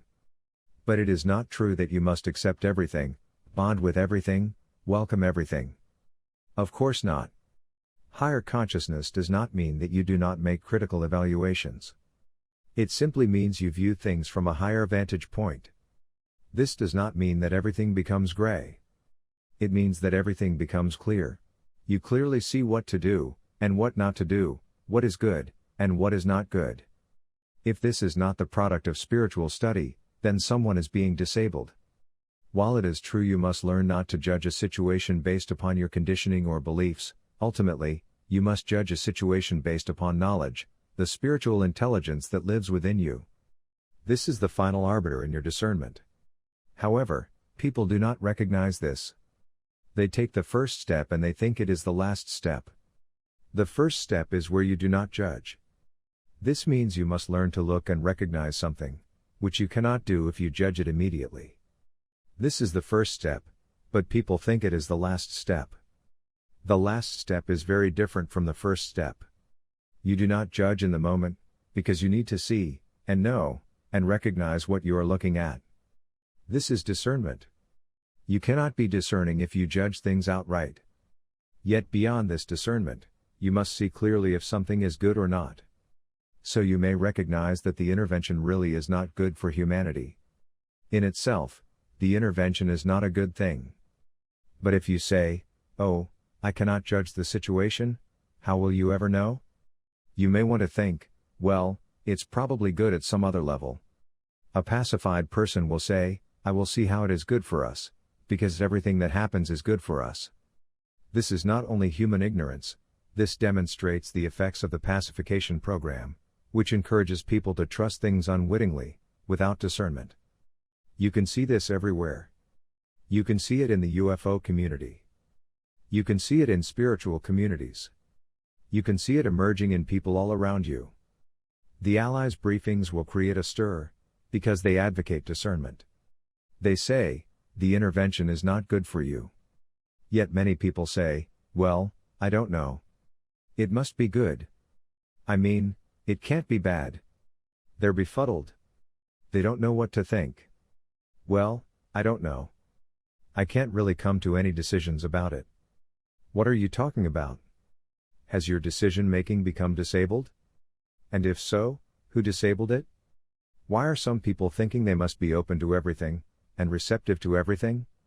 Yes, they want to be non-judgmental, but that is only the first step. They don't take the next step. They don't exercise discernment. In some cases, their discernment has fallen away. This is a critical problem. As a result of this pacification program, people cannot see, and cannot know, and basically, though they are confused and frightened perhaps, they will just go along. Well, I'll just go along. I'll just try to accept what is happening in my life. People who are pacified can't resist. They can't fight against something, because they don't think it's all right to do that. They think that everything has to be embraced. Where did this come from? These ideas of unquestioned acceptance are prevalent in much of the spiritual teaching you see today. And people accept these ideas wholeheartedly. They think, well, this is the higher truth. We follow the higher truth. Consider this in the light of the pacification program, and you will begin to see how pervasive it really is. People who are being pacified will be led to believe that they are gaining higher consciousness, when in fact, all of their power is being taken away from them. The pacification program is based upon an understanding of human psychology, and human tendencies. Here, people are conditioned to think that in order to be acceptable to God, they must basically give away what God has given them to use. Well, to be acceptable to God, I must be meek and mild, and non-judgmental, and all-embracing of everything. I will look for the good in everything. Where did this come from? Is such acquiescence purely a human invention? Is this something that people just concoct for themselves in order to be happy in the moment? Well, in some cases, this is true. But consider the pacification of humanity. How are people pacified? They are told what they want to hear, and they are told they don't really need to consider anything else. After all, if everything that happens to you is good, then why resist anything? Just embrace it all. This is the pacification program at work. This influence is becoming omnipresent around you. People flock to places where the intervention is operating, thinking that the energy there is so high. They say, this is such an enlightening place. They are jumping into the fire. They are giving themselves away wholeheartedly. They go to these places, and they feel the energy there, and they think, oh, this is really a powerful place. This is where it is happening. And the longer they stay, the less they know, and the less they think they can return to their former lives. They become ever more listless and self-involved, and they become ever more dysfunctional. This disengagement produces an anxiety at a deeper level, a level where you know that your life is not progressing, and that you are not going where you need to go. Yet these people will think that this discomfort is part of their fear, or part of their psychology that must be eradicated and exorcised out of themselves. And so, they will work hard to ignore the very signs that are telling them that their lives are amiss, and that they are losing their lives. They will say, all is love. Just be loving. There is only love. If they knew what they were talking about, actually that would be true. But they think love is simply passivity, happiness, and acquiescence, because that is the pacification program working on them. Now they are extending it to other people, and becoming pacifiers themselves. And after a while, well, they will not know what they know. And if something is really wrong, they will feel discomfort, but they will think it is just part of their psychological problem, and they will try to overlook it, or remove it, or bury it. And then they will do whatever is told them to do by the intervention. They will say, oh, I got a message. I have to go do this. I am being guided. This is inner guidance for me. It will be very hard to awaken people from this. You have to awaken yourself first. People are so immersed in their listlessness, and their pursuit of happiness, it's almost like they are beyond reach. They are so lulled and so conditioned, you would have to drop a bomb in their laps to wake them up. You can see the effects of the pacification program in spiritual communities in many places. Certainly not to all people, but to many people, acquiescence looks like the easy path, the easy way, the way to true happiness. Give up knowing anything, give up evaluating anything, give up resisting anything, and it looks like, oh, everything is just happiness from now on. Smooth sailing ahead.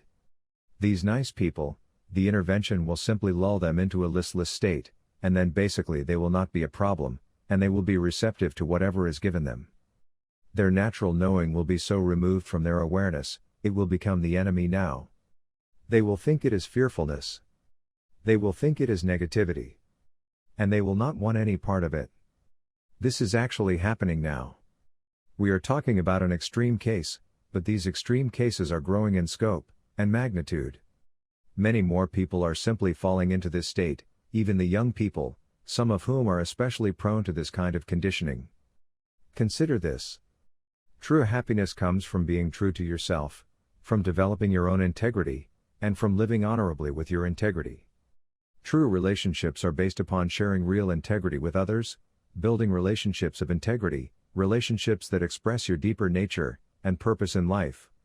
However, look at the relationships of a pacified person, who says, well, we're together as long as it feels good, as long as it's okay, and if we're not together, it's okay, and whatever we do is okay.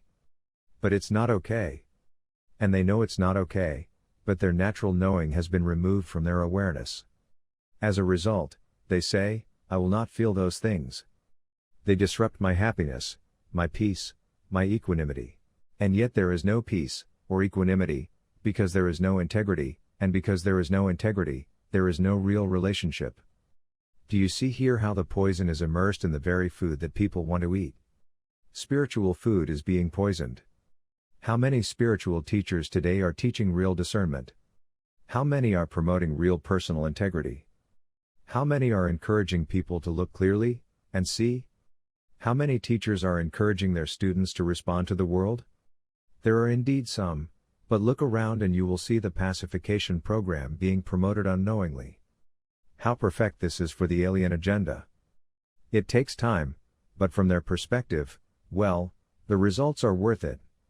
The intervention will then have a vast network of compliant people, through which their agenda can flow. And the people will never know where it is coming from. In another scenario, the situation becomes more complicated. Here, the intervention begins to show its darker side. Not everyone can be easily pacified. Those who cannot be pacified by the intervention, will be directed by the intervention to judge those who oppose it.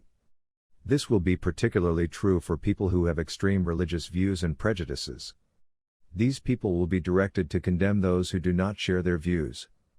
Indeed, there are people in some religious communities who will receive messages that all the enemies of Christ must be eradicated if they cannot be saved, and that the second coming will require the cleansing of the human family. There are individuals today who are being so directed, and though they do not necessarily represent the leadership of these religious communities, their emphasis will grow, as their frustration grows. They are waiting for the great arrival of Jesus, and they think it is not happening because of the sinfulness of the human family, sinfulness that must now be eradicated, and not simply resisted. And the Jesus who will come will not be the real Jesus, but will be the Jesus prepared through the intervention. This will be a false Jesus that they cannot really recognize, because they are not developed in knowledge. This Jesus will not bring peace but a reckoning. This reckoning will be welcomed by the followers, because they are full of grievances themselves, and believe that their prophecies are not being fulfilled, because of the sinfulness of humanity, and that this sinfulness must now be removed in order to bring heaven on earth. Can you see for a moment how easy it would be for a greater community presence here, the intervention, so skillful in influencing the mental environment, and so aware of human tendencies and frailties, to provide this kind of influence? Can you see how, because of this manipulation, the righteous could begin to wage war against those people who disagree with them, and against those who would preserve knowledge in the world? Can you see how easy it would be for this to be generated? Even the true believers in Christ would be targeted, for they do not share these grievances, and thus they are not in conformity with those individuals who are being directed by the intervention. True believers in Christ would emphasize harmony and recognition, and tolerance. But those being directed by the intervention only want revenge for their failed prophecies. They want God's punishment to be exacted, and they are willing to be the executioners.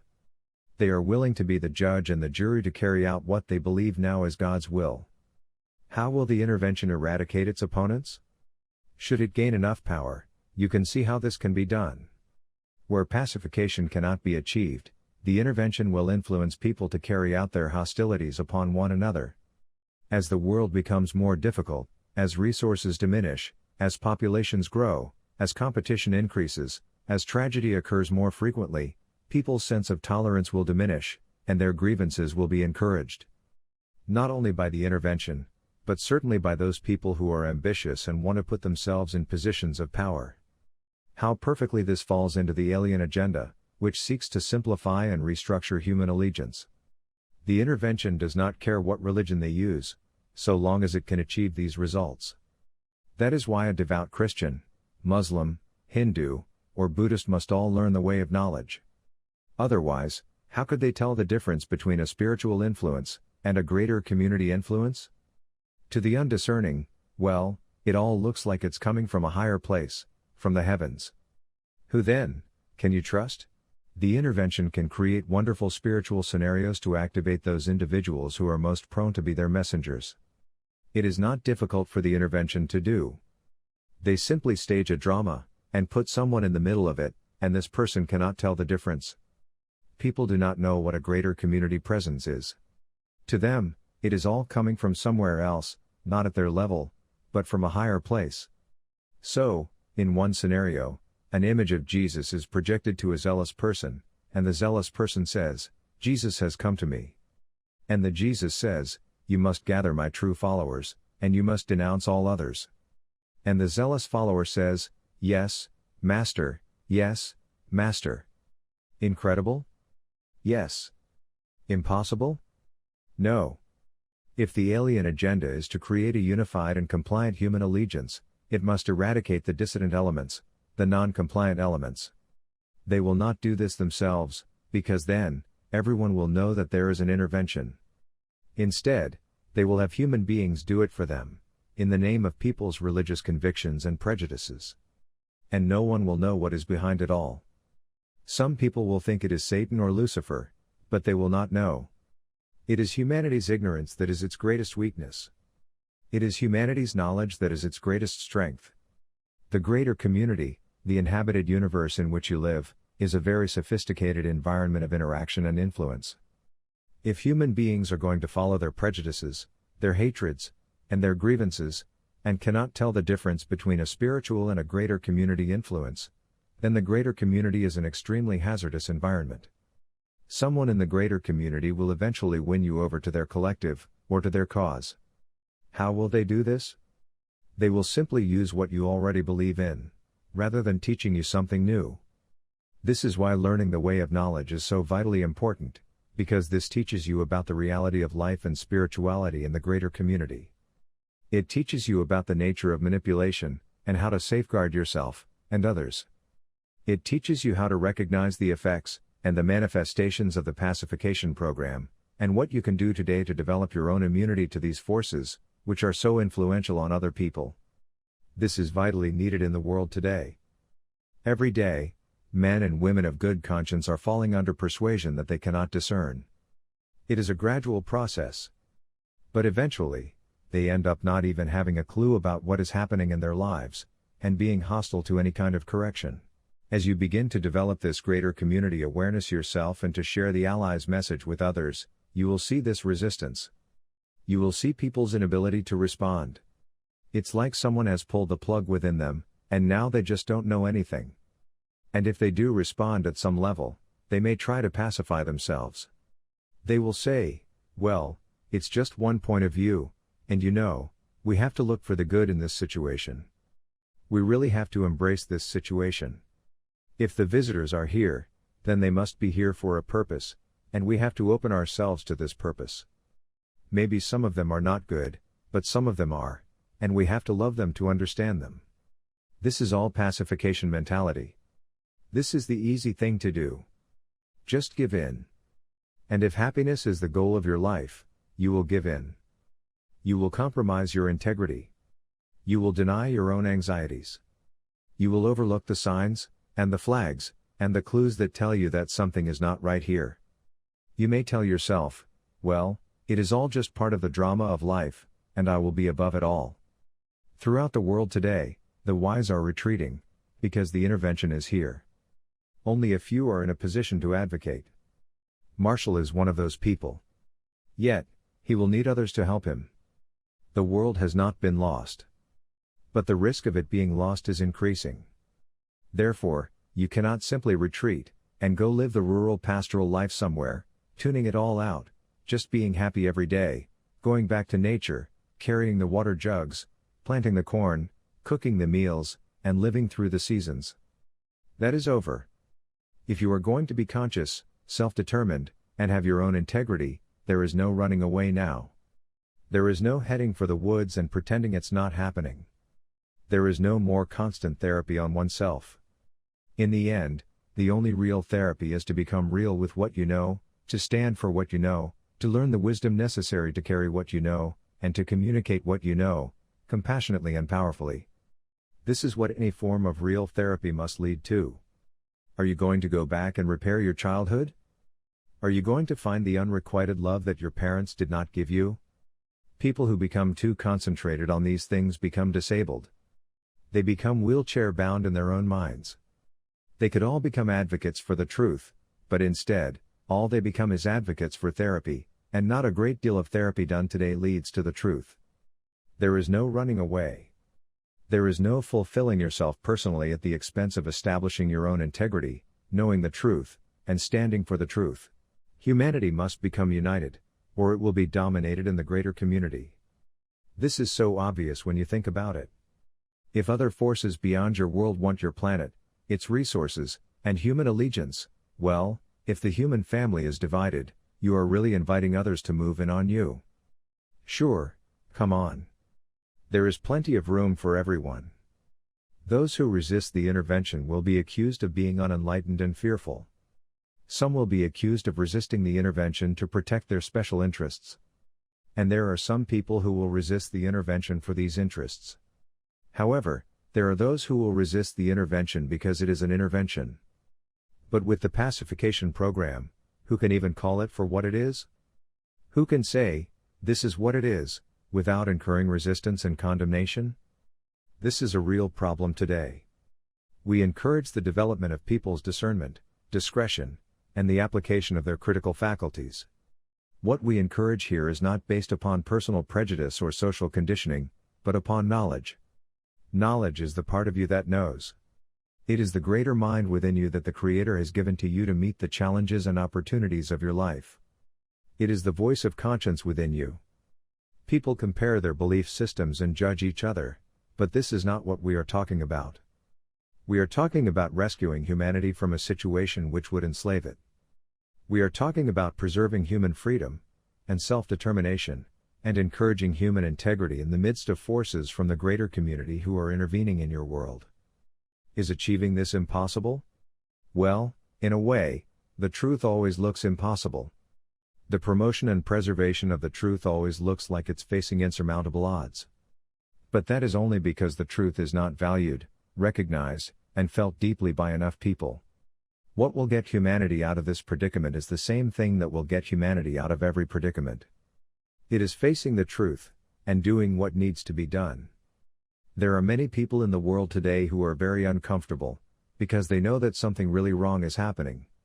Perhaps they think that their discomfort is just their own psychological problem.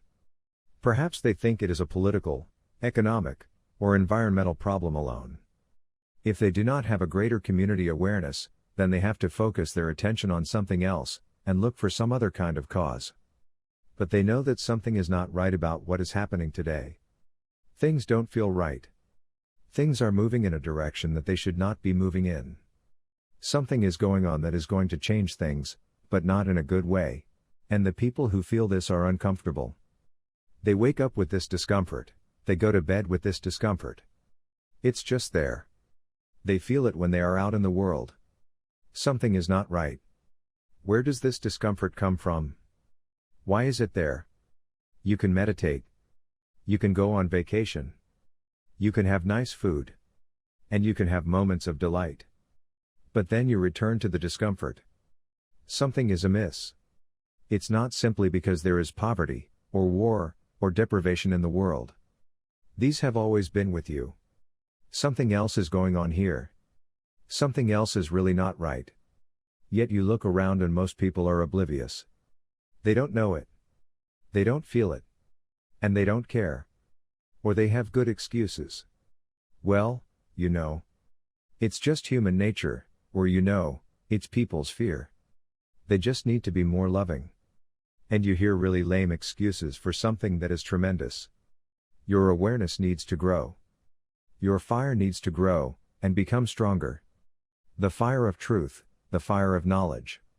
Otherwise, your fire is always snuffed out, extinguished by personal ambivalence, personal fear, personal preference, or the kind of listlessness that is the product of the pacification program. The light of truth must become strong, because there are greater forces of darkness here now. The deception is deep and complex. The denial is pervasive, and the acquiescence is pervasive, and growing more so every day.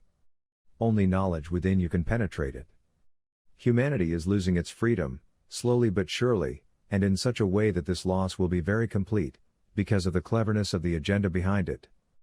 This can happen because of the predispositions of so many people today. This can happen because of the effects of the pacification program, which is so well established now in many parts of the world. Therefore, it will take courage, and a strong advocacy to activate those people who already feel the discomfort, who already feel the problem but cannot identify it, or its source. And it will take a strong advocacy to reach those people who have begun to acquiesce, but whose sense of integrity is intact enough that they know that there is a problem, within them and around them, and who are struggling to maintain their clarity of mind as the fog descends. For those who have acquiesced completely, there may be no answer. They may be beyond your reach. It would take a greater power, the angelic presence, to reach them. But even here, it is quite difficult because the pacification can become so complete, that people will think that the very hand of grace that is trying to rescue them is the very thing they must avoid. You can only reach those who are uncomfortable, who have a sense of knowing that their integrity is being violated, and who have begun to feel the persuasion of the intervention, but have not acquiesced to it. There are many people in this camp. You are not speaking to a minority. This advocacy will take time. It is not something that can be done in a few weeks, months, or years. It is something that must be continuous. Humanity's emergence into the greater community will be quite difficult because of the intervention. It will require that a higher consciousness be cultivated, protected, and maintained in enough people. It is going to require a greater level of discernment and discretion, greater care about who you associate with, and what you communicate. It is going to require a greater awareness and sensitivity to the world, and to those forces who are in the world now, casting an influence over humanity. Developing this awareness, and this sensitivity, and establishing one's personal integrity, and relationships that represent this integrity are absolutely fundamental for success. This is what will keep knowledge alive in the world. This is what will build freedom, and keep it alive in the world. This is what will keep humanity intact. For once you lose your integrity and your freedom, it is very difficult to regain them. Very difficult. Even when people have sacrificed their integrity for relationships, or for money, or for advantage, even under these more normal circumstances, it is very difficult to regain it. You have to mount tremendous effort, and take risks. It is easier, then, to stay out of trouble than it is to get out. You do not want to become a prisoner in your own world. You do not want to become a prisoner in your own mind. You do not want to become a prisoner to anyone or anything else. If you could have a greater community perspective in these matters, you would recognize that though humanity has great difficulties, and serious weaknesses, it is still relatively free in the universe. Of course, living on the surface of your world in isolation, you cannot see this, because you do not have the perspective. That is why the Allies' briefings are so valuable, because they give you a perspective that you yourself could not otherwise have. How could you compare yourself to the rest of life in the universe? How could you understand the value of your freedom if you could not see that freedom like this is rare, and must be protected well in the greater community? This is why the Allies provide a greater perspective. Yet some people will complain, well, they do not give us answers. They do not tell us dates and facts, and figures and locations. That is not what is important. It is the understanding, the perspective, the higher consciousness that are critically important. Who cares where the Allies come from? The names of their worlds would be meaningless to you. You are not going to be able to go there for so long. Certainly not in your lifetime. The Allies are providing what is important for you to know about the greater community, and about the intervention. They are telling you who is here, why they are here, and what they are doing. They are pointing the way to what must be done to counteract this intervention, which includes the development of greater community awareness and a higher consciousness. This development must be emphasized always. It is so vitally important, or people will miss the whole point. They will just assume that this is merely some phenomenal thing that probably isn't true anyway. Some will say, these allies don't even tell us their names, or how they got here. This is stupidity. If God sends an emissary, do you deny the emissary because he does not answer trivial questions? God has sent the allies here to help educate humanity, and to warn humanity of the grave risks that it faces at this time. Is this going to be denied because some trivial information is not provided? This is why the development of greater community awareness is vitally important now. This is why higher consciousness must be promoted and preserved. This is why you keep knowledge alive in the world. It is this that must be supported and honored at this great turning point. Honor this material. Recognize it as being a gift of grace. Respond to it. Have the courage to do this. Resist the pacification. Resist the influence to become listless and unresponsive to your own knowledge. Resist the temptation to devote yourself to your own happiness, above and beyond everything else. Resist the temptation to attack people of other faiths, cultures or nations. Resist the intervention through awareness, through advocacy, through understanding. Promote human cooperation, unity, and integrity. Third commentary. Understanding the intervention. The Allies of Humanity briefings will arouse many questions. This is good because these questions must be asked and considered. It is not merely that answers should be readily given, but that the questions be deeply considered, and that the questioners think for themselves what the answers could possibly be. If humanity is ever to become strong and self-determined within the greater community, then it must have more people who can think independently and critically, and consider things deeply. The Allies themselves will remain mysterious. For some people, this will be difficult, but it must be this way, for the Allies really are spying on the intervention, and to protect themselves, the Allies must remain hidden. The Allies themselves will not divulge much information about their origin, their identities, and so forth. They claim that this information would be meaningless to people, but really, the greater reason for this is that the Allies want to maintain their anonymity. This anonymity protects them and their sources.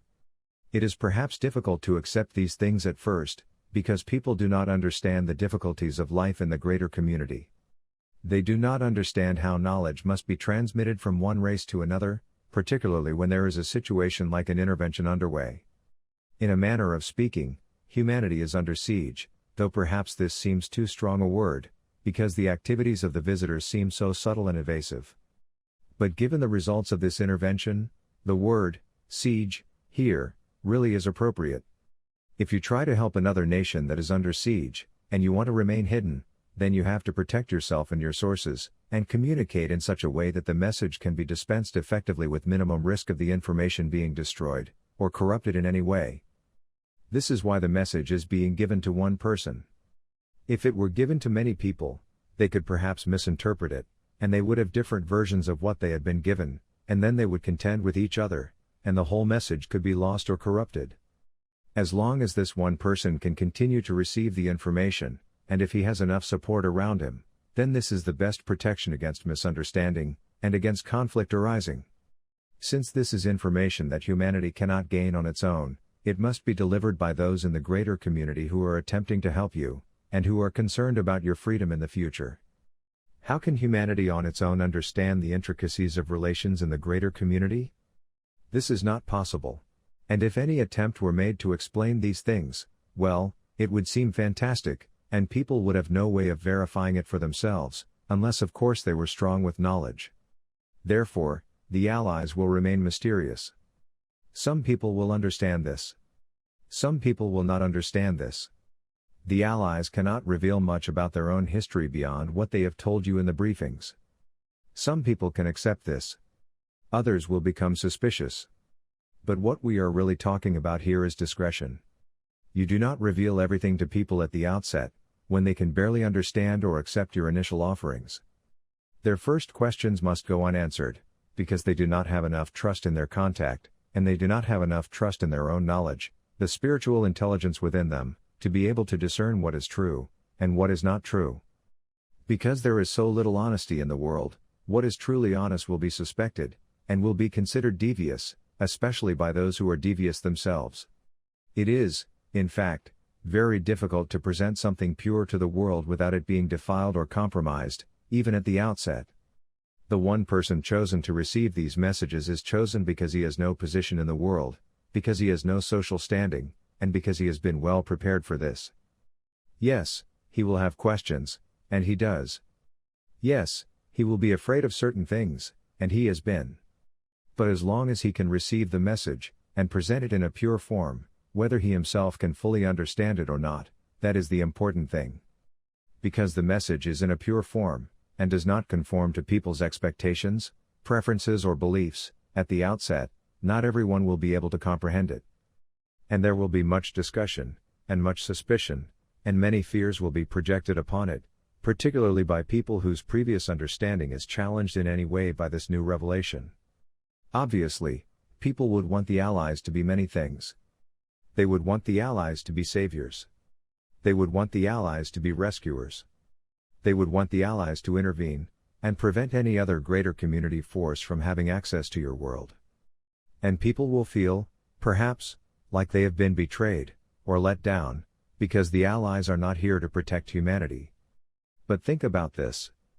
If the allies were here to protect humanity, they would have to continue to protect humanity, which would require them, in effect, to take control of your world. All governments in your world would then have to be coordinated with the activities of the allies.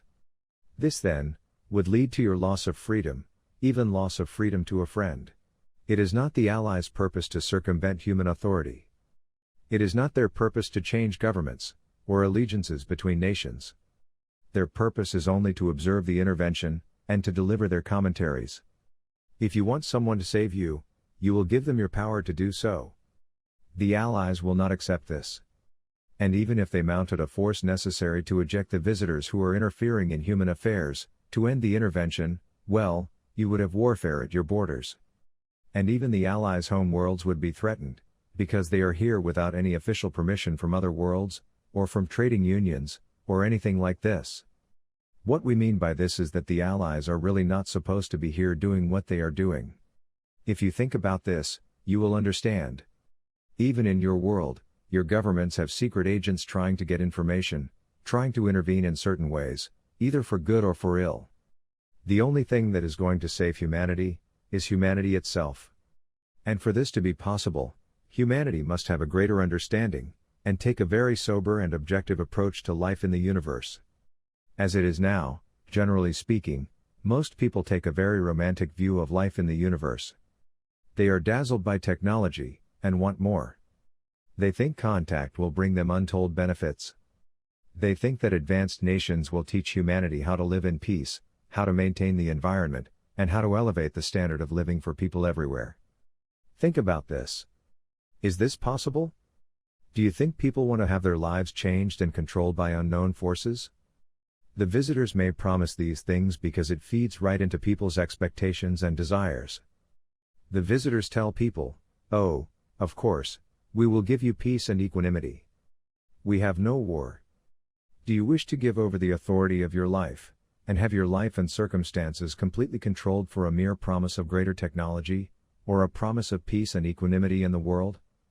There is peace in the prison because everyone is controlled. But is this really peace? Or is this simply the restraint of war? Then there are people in the world whose financial positions will be threatened by the intervention, and they will either resist the intervention to protect their wealth and their privileges, or they will attempt to unite with the intervention for their own benefit. Their uniting with the intervention represents a very dangerous scenario, and one must be quite sober and objective to deal with it effectively. Many people will simply go into denial and say, well, this can't possibly be. I don't believe this. Advanced civilizations don't behave like this. And if they are here, they could help us, and we should welcome them. And of course, there are many people who simply cannot even consider these things, because the reality of the intervention is beyond their range of comprehension entirely. Life in the universe? Well, fine, maybe at the far ends of the galaxy, but not here.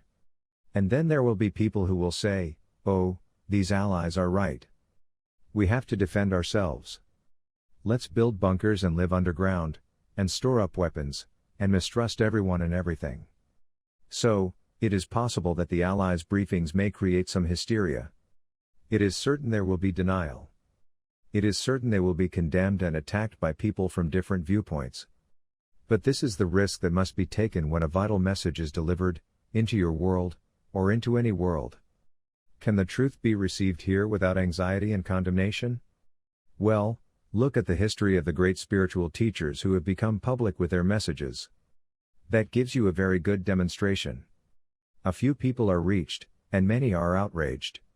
There will be outrage over the Allies' briefings, but a few people will be reached, and they will be able to reach other people. And over time, a new understanding and awareness will slowly work its way into the human consciousness. This awareness is vitally important, for humanity is grossly unprepared for the greater community, so unprepared, in fact, that the situation has become rather desperate. Something has to be done, or humanity will give away the keys to the kingdom freely, openly, with very little question.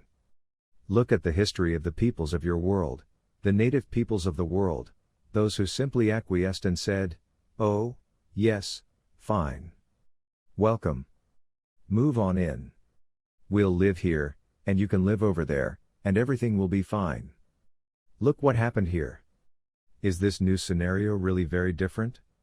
It is a very difficult situation to be the race that is discovered, to be the natives of a new world, being visited by others who seek the values, and wealth, and opportunities of the new world. Such is the predicament that humanity is in now. Yet is this a great tragedy? It could become a great tragedy, depending on how people respond. However, it is also a great opportunity, for the presence of forces from the greater community intervening into human affairs is really the one great chance for humanity to unite itself, and to become strong in its own defense. It takes something of this magnitude to overcome the tribal animosities and histories between cultures. It takes something greater, a greater problem, to unite people. It is like being in a house on fire. If people in one room won't speak to people in another room, and the people upstairs hate the people downstairs, and the house is on fire, well, you either help each other, or you perish. The world is like a house on fire. It is on fire through environmental degradation, and through increasing conflicts between nations and cultures. But the greater fire in the world is the presence of the visitors. The greater fire is the intervention. Humanity can deal with these other problems, though it has not done so sufficiently yet. But can it deal with the presence of those from beyond the world who possess skills that humanity has not yet cultivated? You can clean up your own backyard. You can change the structure of government. You can slowly, with great difficulty, bring greater justice into the world, and indeed this must be done. But can you deal with the reality of intelligent life from beyond your world without romance, without hopeful expectation, without greed? Can you deal with this objectively, and honestly? Can you say to the visitors, all right, if you are here, then you must reveal yourselves and your intentions, and we will determine if you have a right to be here or not. As the Allies describe in their briefings, humanity should not let any foreign race upon its soil without permission from the population. Obviously, under current circumstances, this permission was never asked for, and never granted. That is why it is an intervention, and not a visitation. Visitors are welcomed in. They have asked permission to visit. They are here on a visit, with the permission of those being visited. But an intervention does not have this permission. It is forced upon you. Some people may say, perhaps the visitors did ask for permission, and it was denied by the governments of the world. Well, even if this were the case, the visitors should be on their way and not be here. Even if the governments of the world made a mistake in not welcoming the visitation, if it was not welcomed, then the visitors should not be here, unless they came to conquer, and to intervene for this purpose. Why else would they be here, and getting so involved in human affairs, taking such great interest in human physiology, psychology, and religion? Do you think they are lacking these things, and that is why they are visiting? Do you think they are going to steal the books out of your library? They could get all this information simply by being observers, and collecting all of your data, and information, and transmissions, and so forth. They would not need to be here interfering in human affairs to learn about you.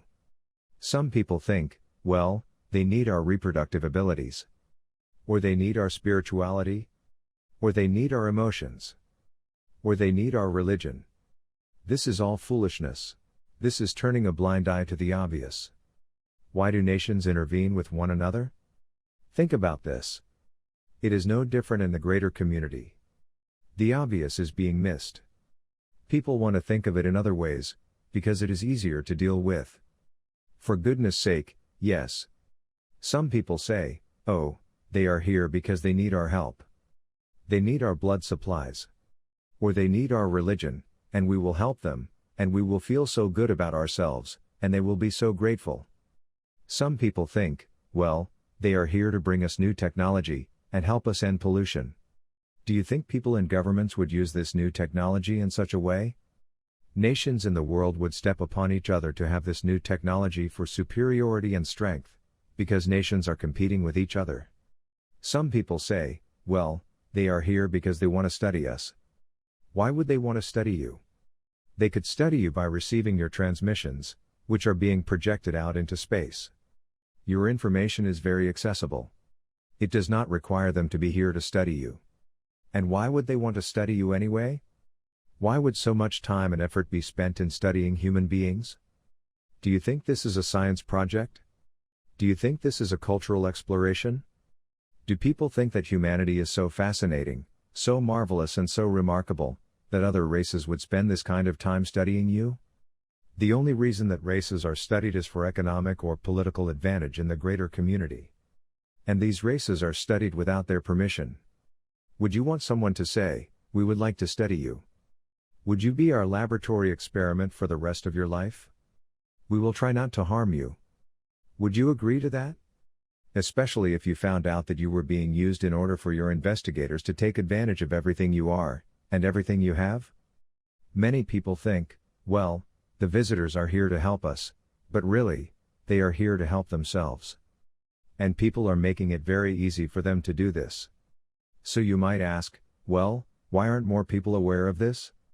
The answer to that is difficult, because it deals with several different factors. The first is people's cultural conditioning, and religious conditioning, that really do not allow for the reality of intelligent life in the universe, regardless of their, perhaps, liberal views on the subject. When it comes right down to it, there is no place in human awareness for life in the universe, unless it is at the level of a primitive life form, of course. A piece of bacteria is fine.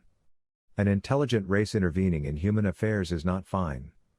The governments of the world will not reveal what they know, because they have no defense. And the defenses they do have, they cannot fully employ without notifying the public, and they do not trust the public, their own populations, to support such an effort without going into panic. Would the government of your country publicly announce, we have an intervention going on from races beyond the world? We don't really understand their technology. We are not sure of all of their activities. And we have no defense against them? People think they should be told, but most people could not handle it. They could not take it in. They would run and try to hide somewhere. They would think the end of the world was at hand. There are people who are aware of the intervention but say, well, we must be very careful not to come to any premature conclusions here. I mean, we have to gather more facts. We need more evidence. Really? For what? Can't you just see this and know this for what it is? Are you going to spend the rest of your life piecing it together in little tiny pieces? This is not a science experiment. This is the interaction between life forms. If you were diagnosed with a serious illness, would you want to become part of a laboratory experiment? Or would you want to get cured? You would likely want a path of healing established as soon as possible, and if you were sincere about relieving yourself of your illness, you would give it all of your attention. But certain people treat the intervention as if it were a science experiment, and they are going to take a very long time and piece it all together, and they don't want to be wrong.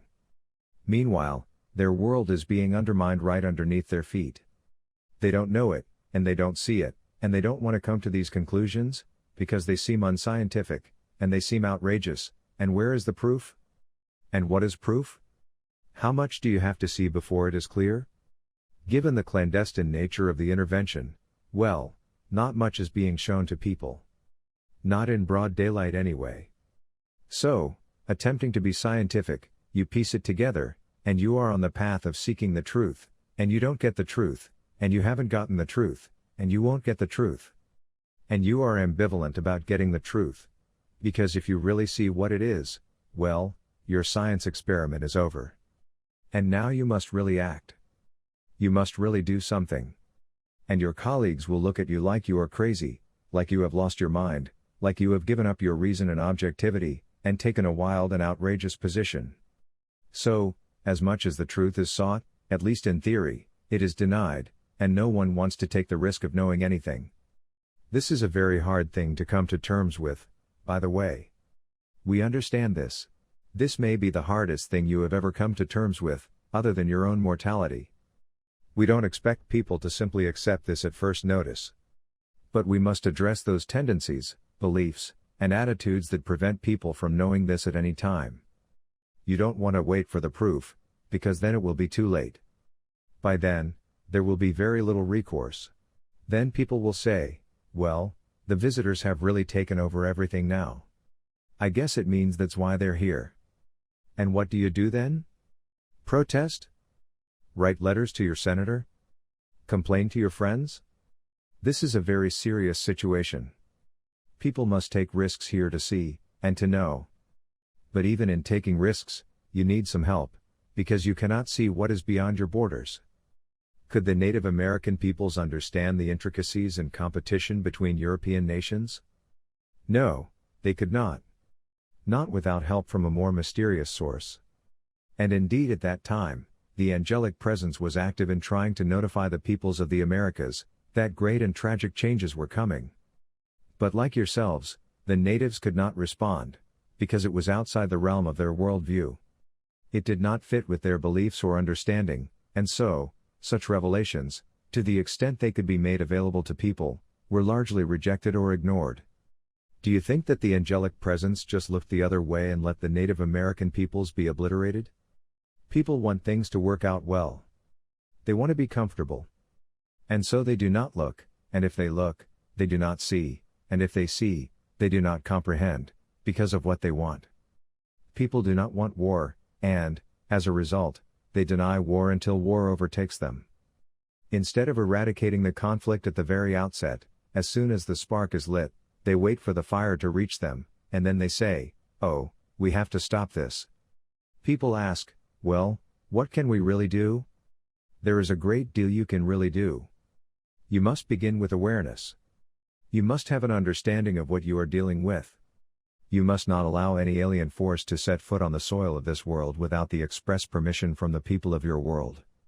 You have these rights. You must exercise them.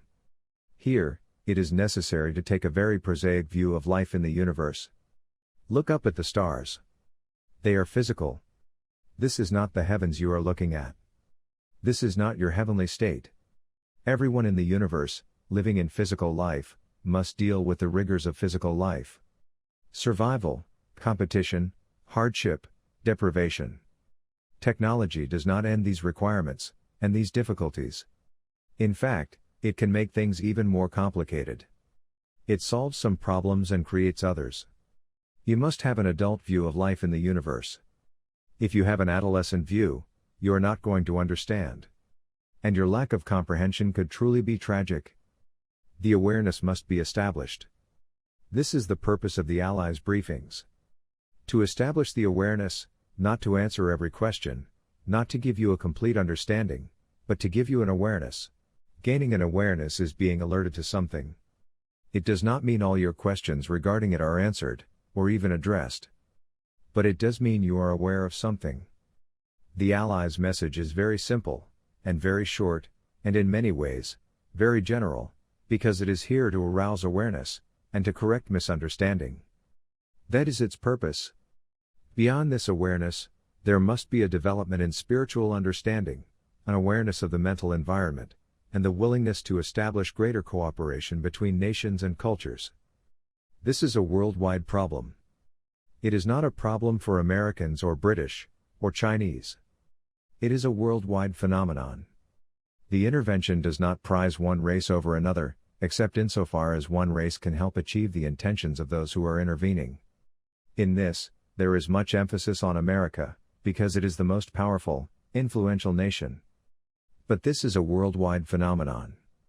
You as human beings are being challenged. Your right to be here, your right to be free, and self-determined in the universe, is being challenged. Those who are intervening in human affairs believe that you cannot rule yourselves, and that you will destroy the world, and so they feel that it is their right and privilege to intervene. Their attitude is, well, these human beings. Look at them. They are like animals. We will bring order and structure here. And some people will think, oh, that is wonderful. Finally, we will have order and structure. Do you really want order and structure imposed upon you in this way, and to this degree? This is not the way that humanity will advance or become elevated.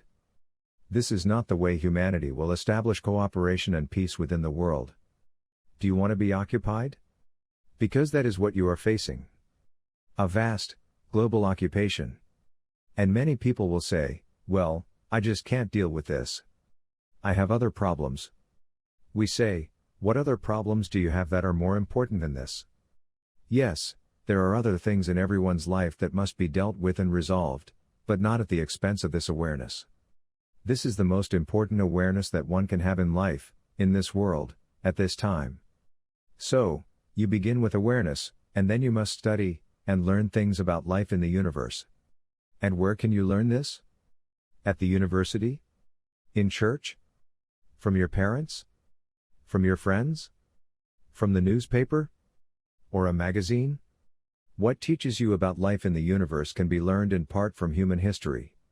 The understanding of how the world has evolved, and the forces that have shaped it, and how nations have interacted with each other will teach you a great deal about life in the universe, because it is not different. It is only happening on a much greater scale, with many more different influences and participants.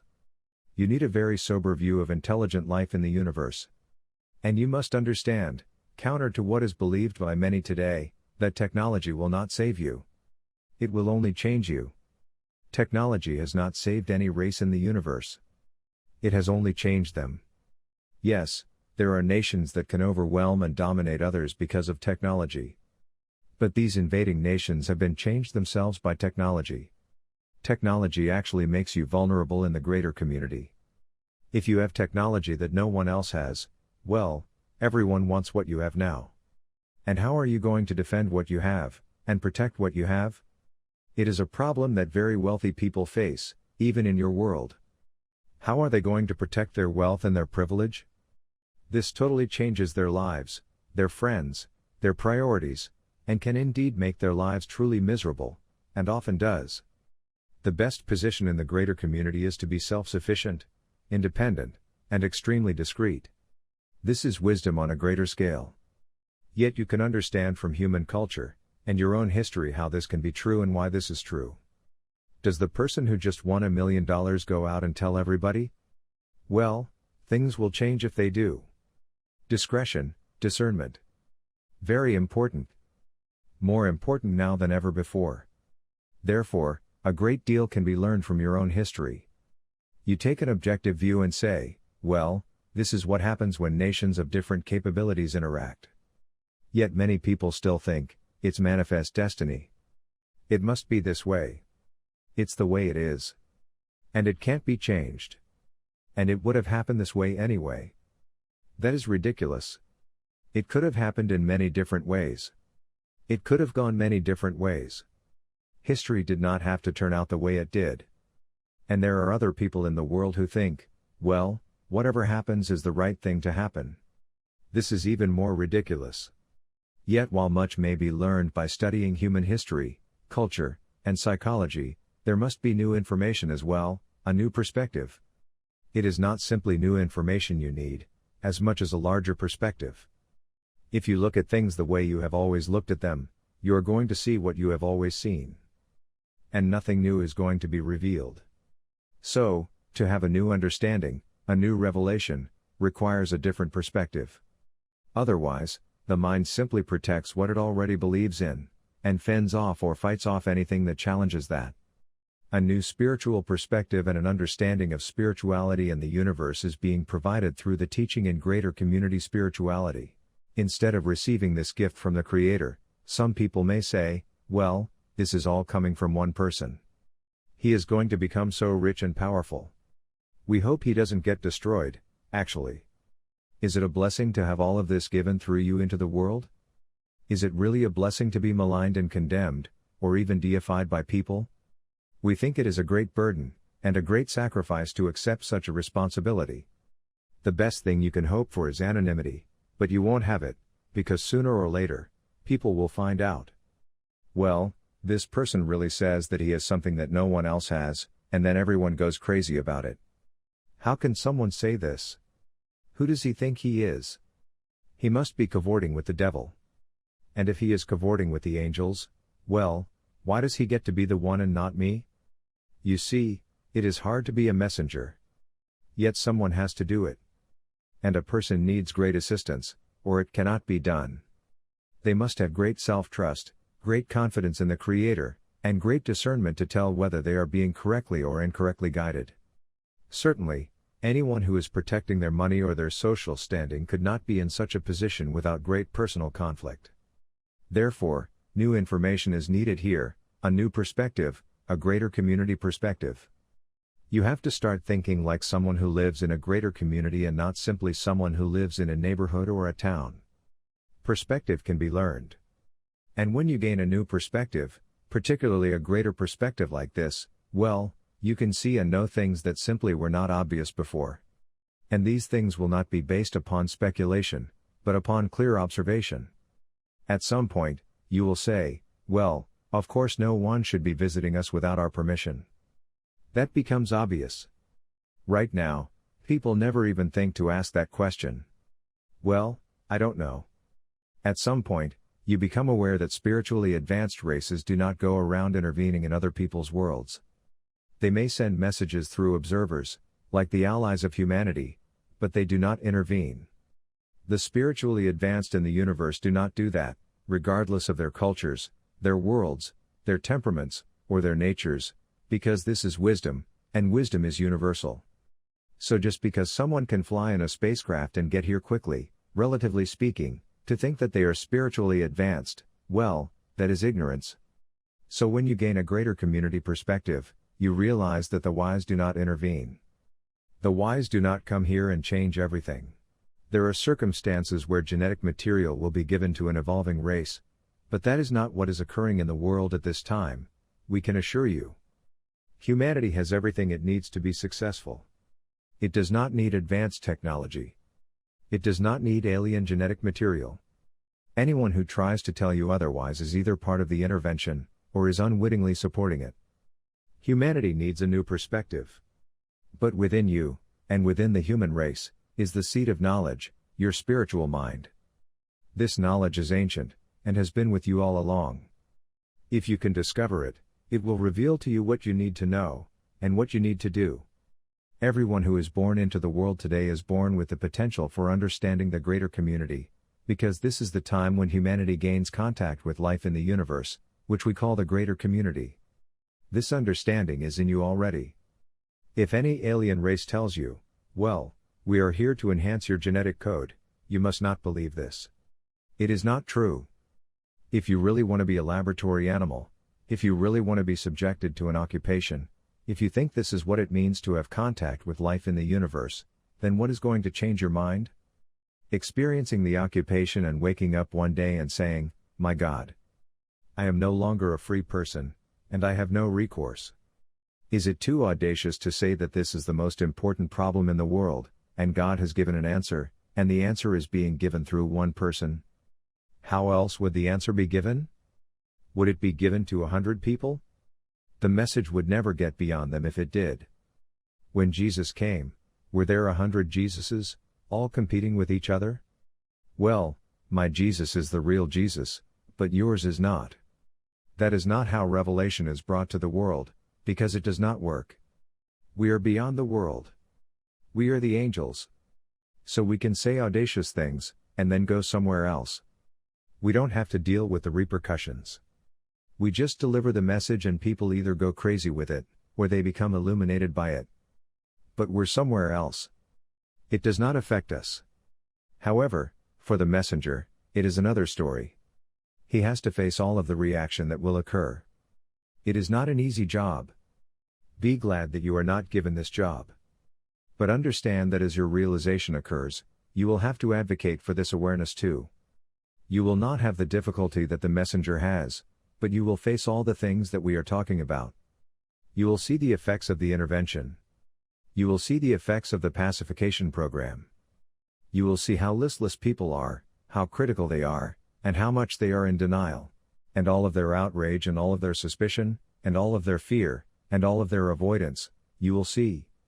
It will be as clear as day. And you will understand then how revelation occurs in the world. When the message has to be given, and time is of the essence, this is how it occurs. This is the difficulty. This is the challenge. The real problem ultimately is not with the intervention, though that is a real problem. The bigger problem is the ability of people to respond. The lack of response. The ignorant response. The negative response. If people cannot respond, well, the world will be given away. There are not many visitors here in the world. Their numbers are not that great. But their job is being made easy because of human acquiescence and human ignorance. Again, the response. The ability to respond. If there is no response, the occupation will happen, right beneath their feet. And people will think, oh, well, something is going on in the world. Things certainly are changing. And it will seem to be okay until they find out what it really is. That is why at this time, an urgent message is being delivered. The awareness is the first thing. Then you must learn about life in the greater community, which you can begin to do by looking at your own world objectively. Then you must begin to gain a greater community perspective, and learn about life, and spirituality and the universe. This is now being presented in the teaching on greater community spirituality. Not everyone will be able to learn this teaching, but enough people in many places will need access to it in order to comprehend what is going on. Humanity could end the intervention tomorrow if it were informed and aware. People are so preoccupied with themselves that their borders are undefended. Oh, yes, they have borders, between each other, tremendous borders, walls, and resistance, and hostility. But your borders to space are undefended. You have no walls to prevent the outside from coming in, because you do not think there is an outside that can come in, or that will come in. This then, is a time for courage, trust, and honesty. Time for a real reckoning within yourself. Read the Allies' briefings and ask yourself, what do I really know? Not, what do I want? Or, what do I prefer? Or, what do I believe? But, what do I really know here? Is this really happening? Consult knowledge within yourself if you can, not your ideas, or your fears, or your beliefs, but something deeper within you. That is where the real confirmation will happen. And it will take great courage to ask this, because this awareness will change your life. It will set you free. And it will give you direction. But you must be willing to have this change within yourself. This is the revelation that happens within each person. It is much resisted. Much delayed. But if it can take place, it is the most valuable thing. We send our blessings to you, and ask that you receive this counsel, and consider it for yourself, for you must make the ultimate decision. We can only inform. We cannot control. The presence of the teachers is with you.